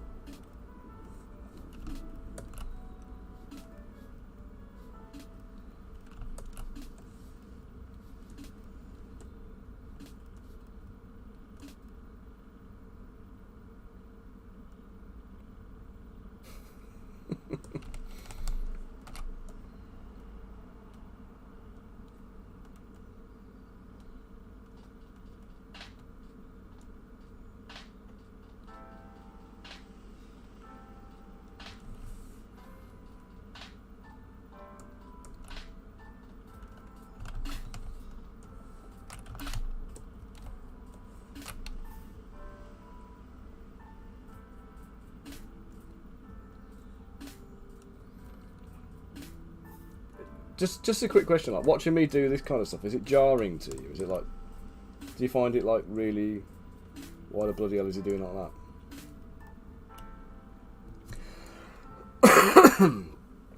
Because I think that sometimes.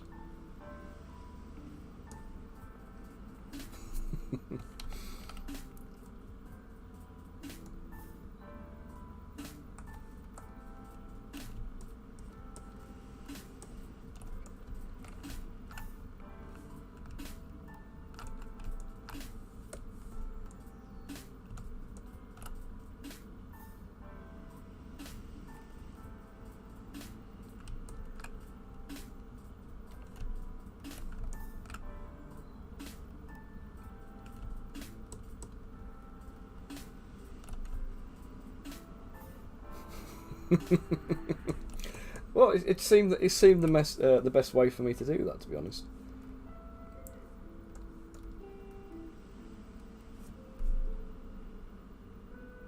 I know, yeah. Do you know what?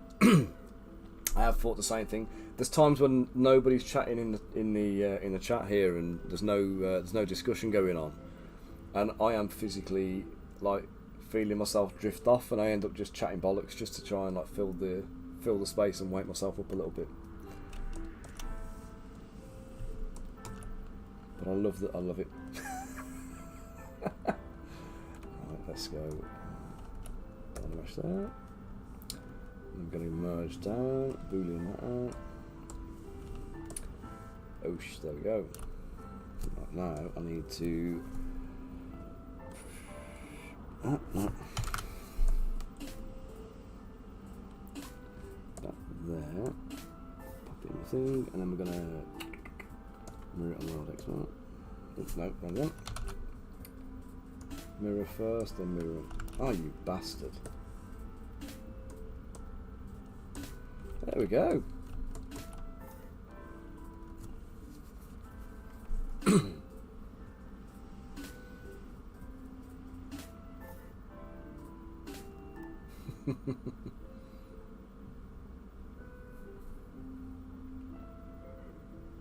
Okay, Kev, no worries, mate. You take it easy, man.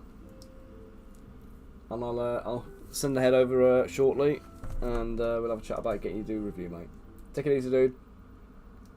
Later, Tater.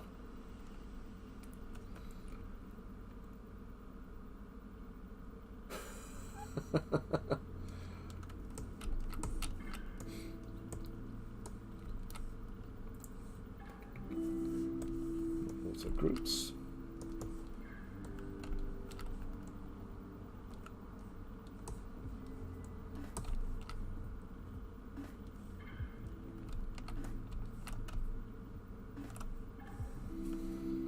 I need to shave some off that, the bottom of that shape.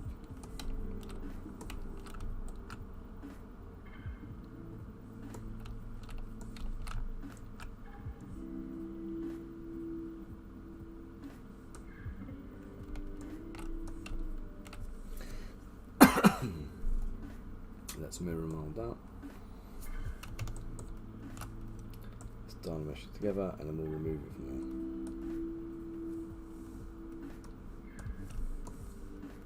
there. Better. Sweet, there we go.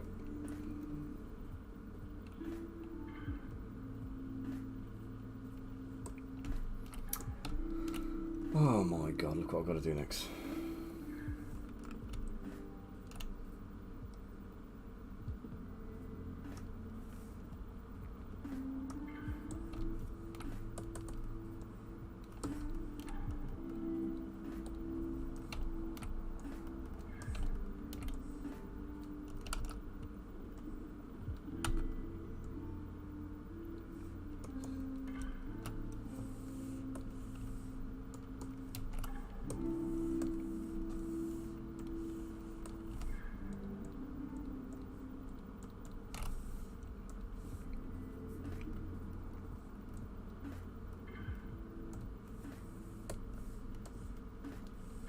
Move them out of the way for that.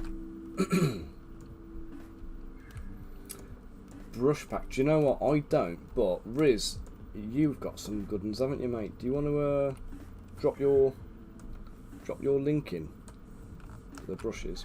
In fact, Dub, if you haven't joined the Discord chat already, get in there. We've got a whole channel for the thing. One of the things I actually do, which I haven't mentioned in a while, but I have a pack. I say a pack. So like subscribers on my Discord, not Discord, my Patreon. Sorry, patreon.com/LTminis. I've got this components library. There you go. Let me show you. So we've got this big ass component library. There we go. So yeah, so the library here is full of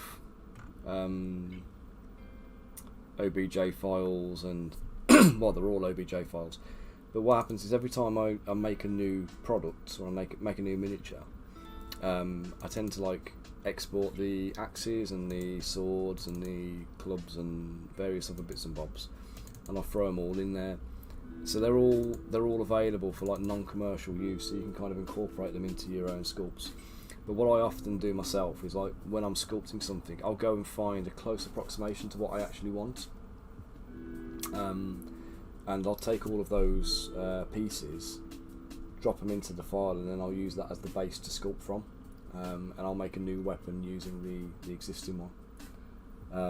But that whole library there is accessible through a OneDrive link to Patreon backers.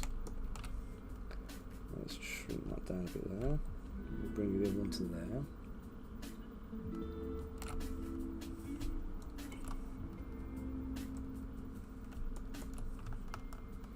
But yeah, like I say, Riz has got a nice brush pack with some good hard metal type brushes.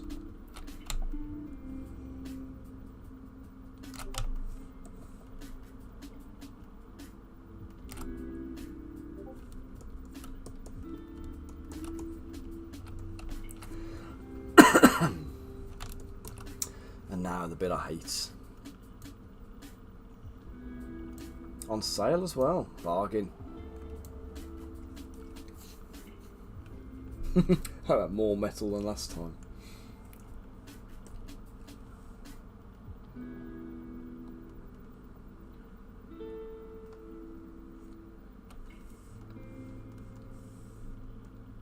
I was going to say I thought I'd done this and set this already, but it crashed, didn't it? Bloody thing.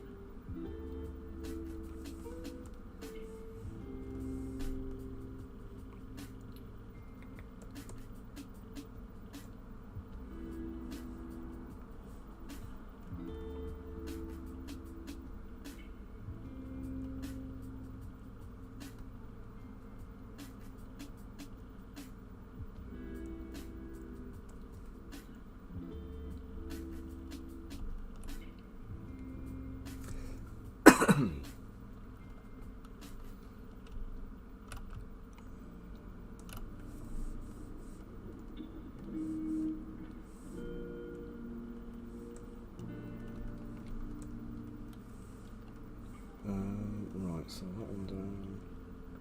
So another bit there.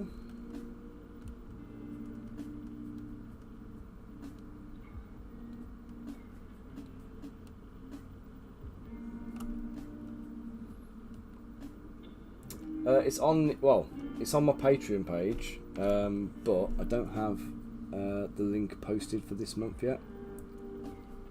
So I need to put a post on there with the link on it.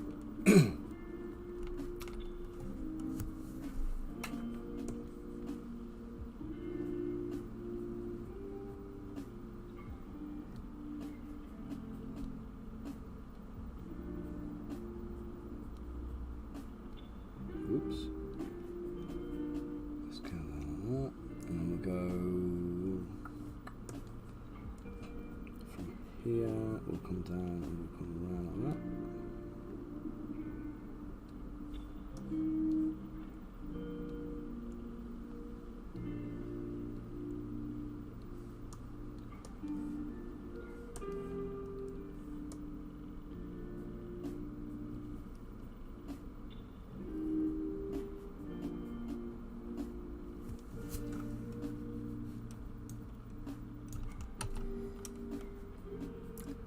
Let's have a look, Riz. Let's have a look.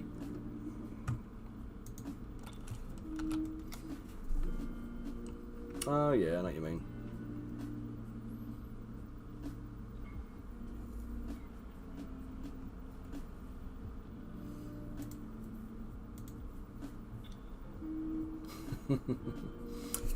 Yeah, but you know me. You know I'm always going to pick a sculptory way. Oh, dude. Don't even start on curved brushes. They are awful. Bloody hate the things. Occasionally they're a necessary evil though, unfortunately. But I do avoid them as much as I possibly can. I don't think anybody likes curved brushes, do they? I think they're widely renowned as being fucking awful. So.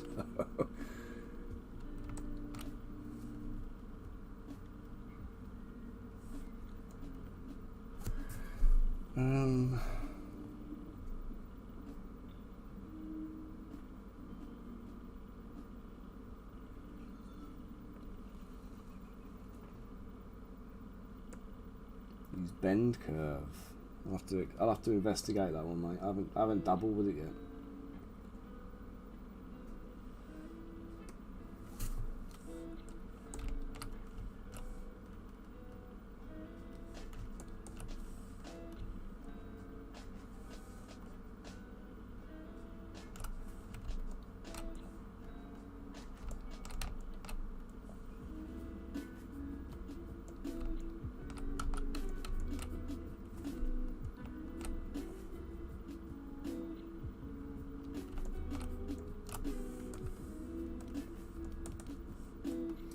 Extrude back so we get some cutting in.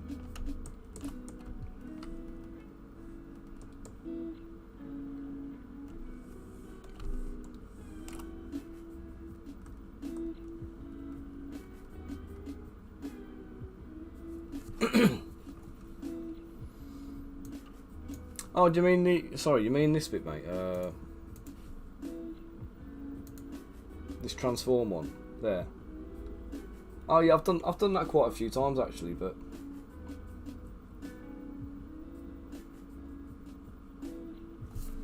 with the curves, I tend to do, well, you've seen what I tend to do. I'll lock the start, lock the end, position them around as best I can, and I end up using the move tool to nudge them about, but they just suck. They're just so unpredictable at times, and they start like freaking riling up and stuff. It just does my head in.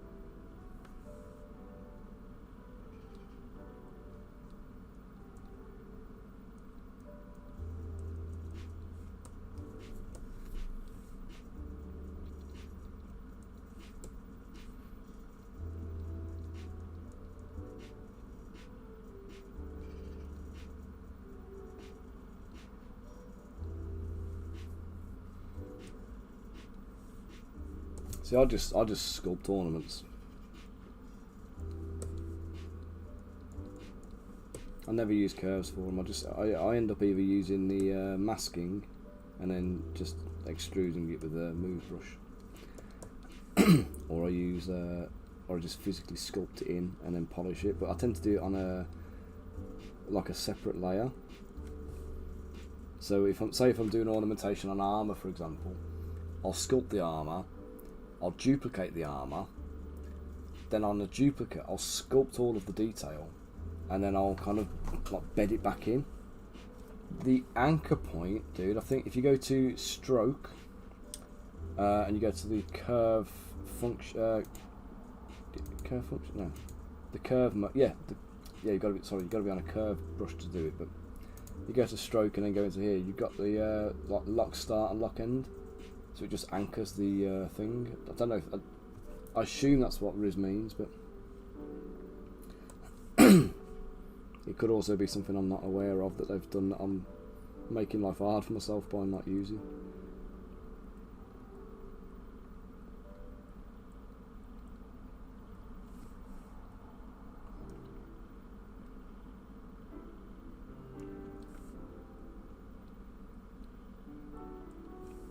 Well, I'm not using the new version anyway. I'm not going to update and pay for it, so I've got my lifetime license. I'm going to stick with what I'm on.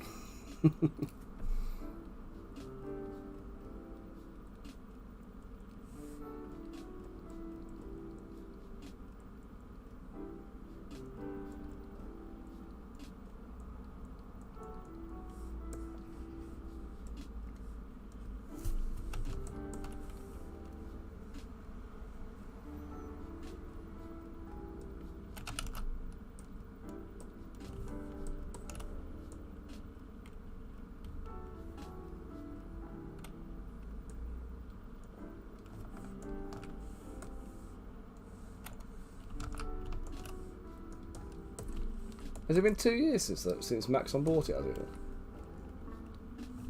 It's never been that long already, has it?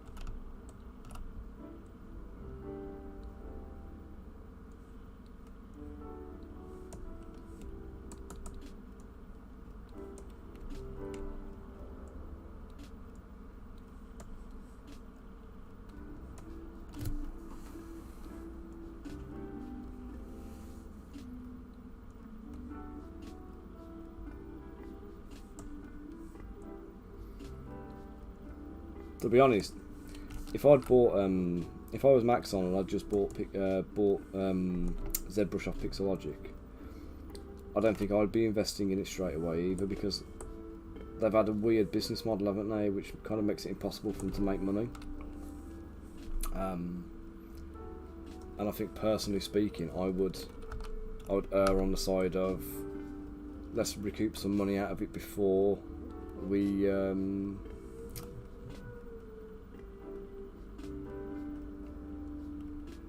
what's that? Someone on Discord bought a 2023 perpetual license.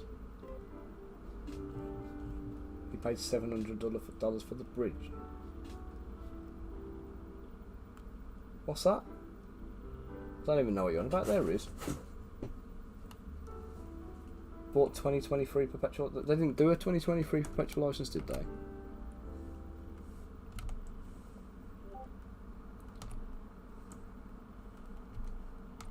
Or is that what you're saying? They've bought something for $700 that isn't actually the software?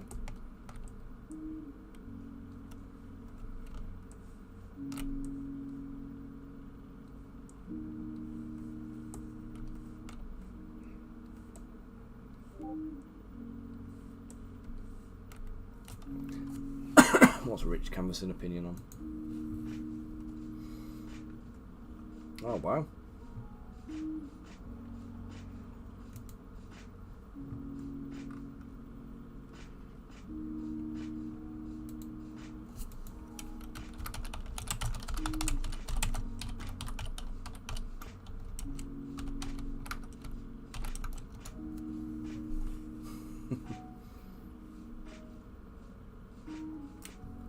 Like a bag of bollocks, Rich. That's how I think it'd print. I'm looking at that. The detail on there is just over the top. The models are spindly as anything. I mean, if that's 32mm, they're taking the piss. If that's like a 75mm display piece, then yeah, fair enough, but it's a bitch to print because it's massive. At 32mm, they're having a laugh.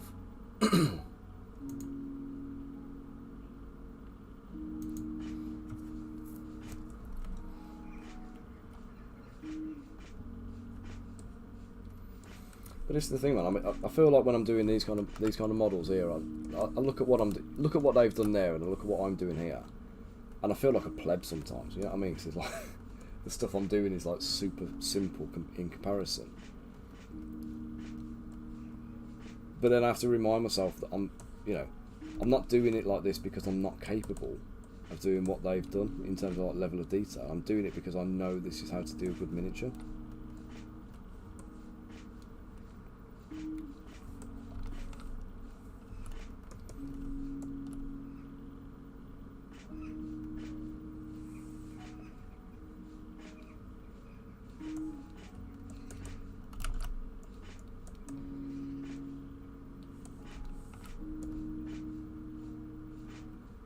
It absolutely is. It's not just less is more. It's like I say, it's just physically just know when to stop, know when enough is enough. Because one of the things that always annoys me, and I see it a lot with certain studios, I won't name, and they're like, oh, you know, the most detailed miniatures. That's nothing to brag about. Do you know what I mean? That's not a good thing in all context. But they use it as a USP. They use it as a selling point, and it'll convince people to a point. But there will come a time when people will kind of like bite back, and they'll be like, "Well, hang on a minute." They'll savvy up, and they'll be aware that actually that level of detail isn't. God's sake, 100mm base. That was. Yeah, no way. That's barely 40mm scale, that isn't.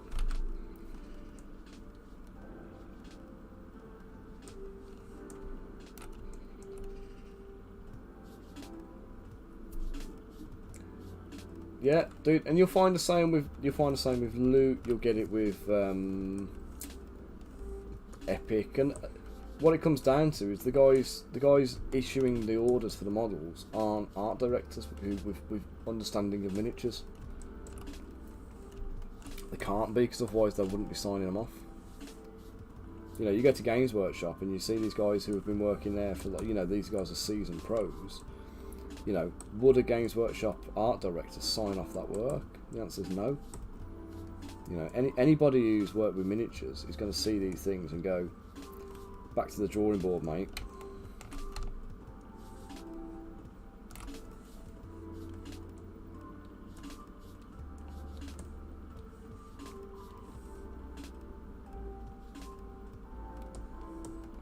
It's not just the flaps and the overhang and the things. It's getting, even if you manage to paint it. Sorry, even if you manage to print it. Let's get a paintbrush in there and actually paint. Jesus Christ, really? I mean, I can't really see that on there, mate, but that does not look print friendly at all. What's that? Is that a 200mm model? When did the standards drop? Because these guys were like, have they just got to the point where they're like, we don't care, we're just going to do what everyone else is doing?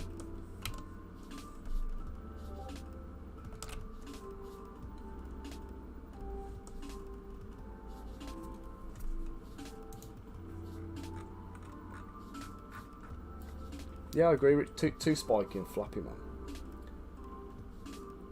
Well, this is the thing. This is what we come back to again, though. It's like they are doing well in kind of a financial capacity, but in an actual, the reality of what the product is, and you know, part of me kind of thinks I should lower my standards and just knock out the shit that they turn out, and just kind of say, you know, here we go, let's make a bit more money on it.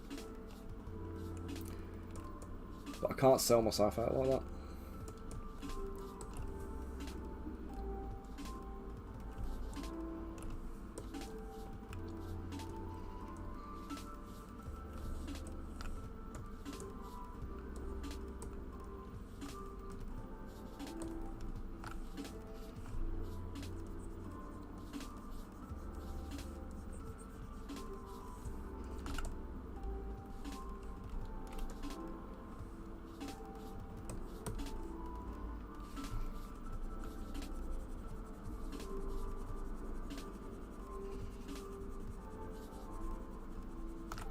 Yeah, but this is the thing. This is what they do, though, mate. They show you these models, and they show you them printed and produced and whatever. But then what they're not showing you is that the model actually is not produced in 32mm scale.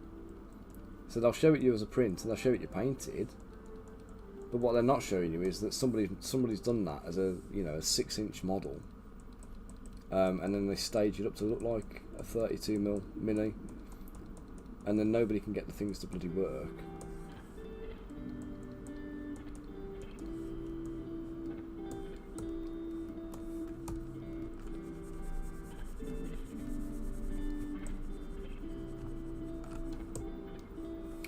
You guys are hearing me enough to kind of know my thoughts and feelings on all this kind of stuff. Do you know what I mean?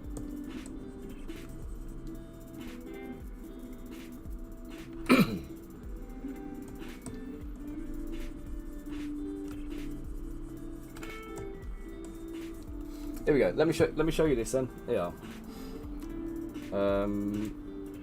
Did I actually sensibly save all of these down or not?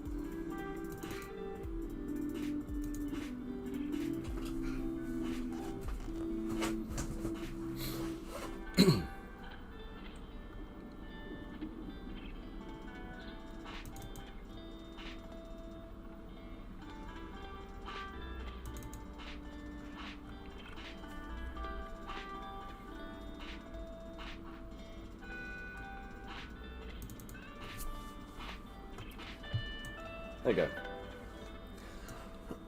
go. So that genuine 32mm scale model, actually properly painted, and you can tell because of the sand and gravel and stuff on the base. You can see the scale in there. That's one of my ones. I've got this one. Oops.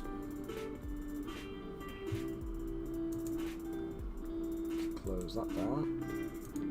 It's not one I want to show you. this one. So this is one of my Rockabow Knights painted by Chris Spots. Again, actual 32mm scale miniature. No silly buggeriness with the scale or trying to upsize it or anything else.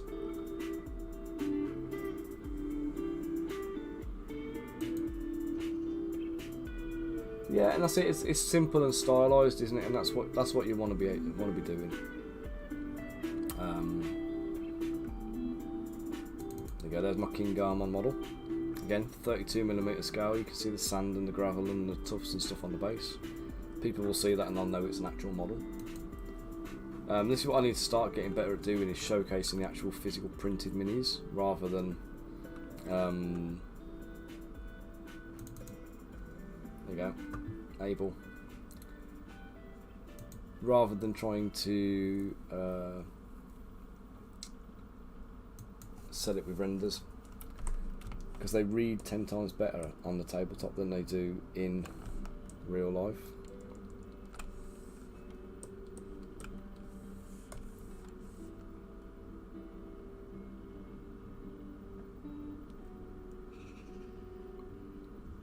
Sorry, they read better on the tabletop than they do in renders, what I'm going to say.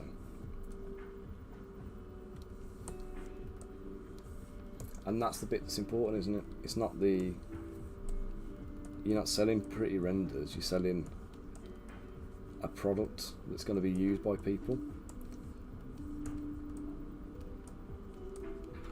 So if people get too bogged down in the rendering and what it looks like, you're going to lose the actual quality of the model.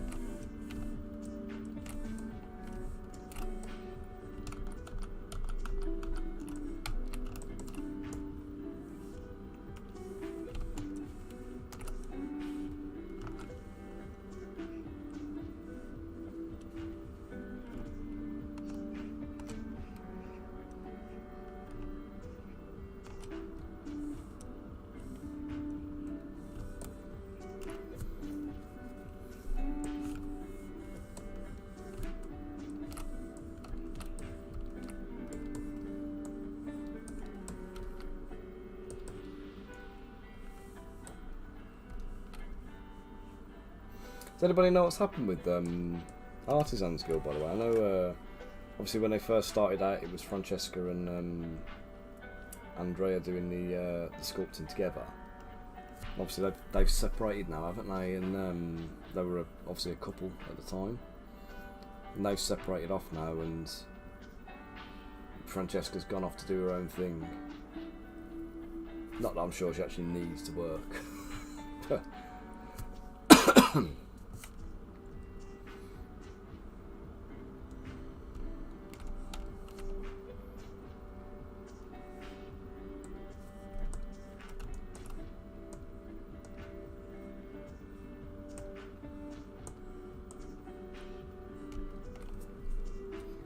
So I think Artisans Guild now is just it's just Andrea on his own, isn't he, doing his stuff.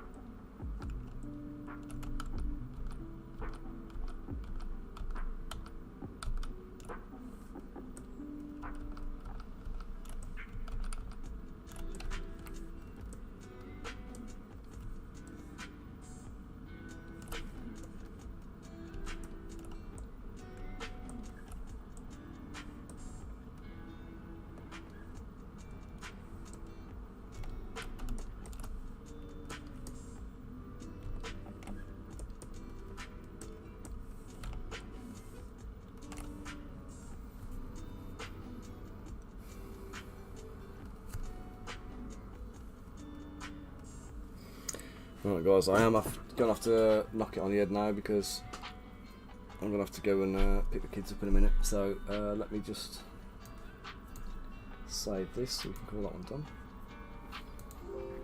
I'll have her posed up tomorrow. Well, the posing on her won't take too long. The pose is quite simple.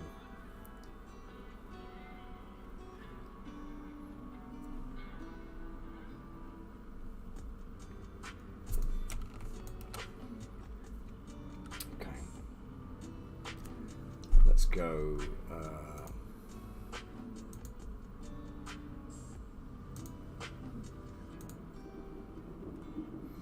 Mike Bones, good old Mike.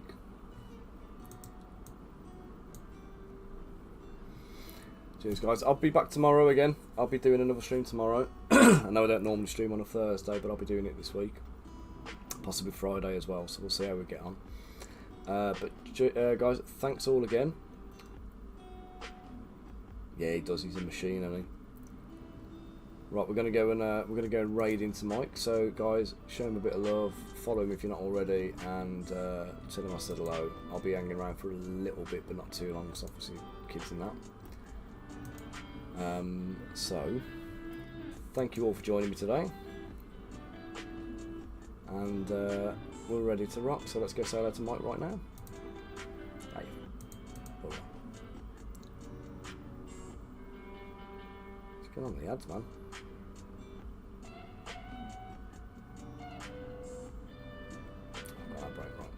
Right guys, off we go.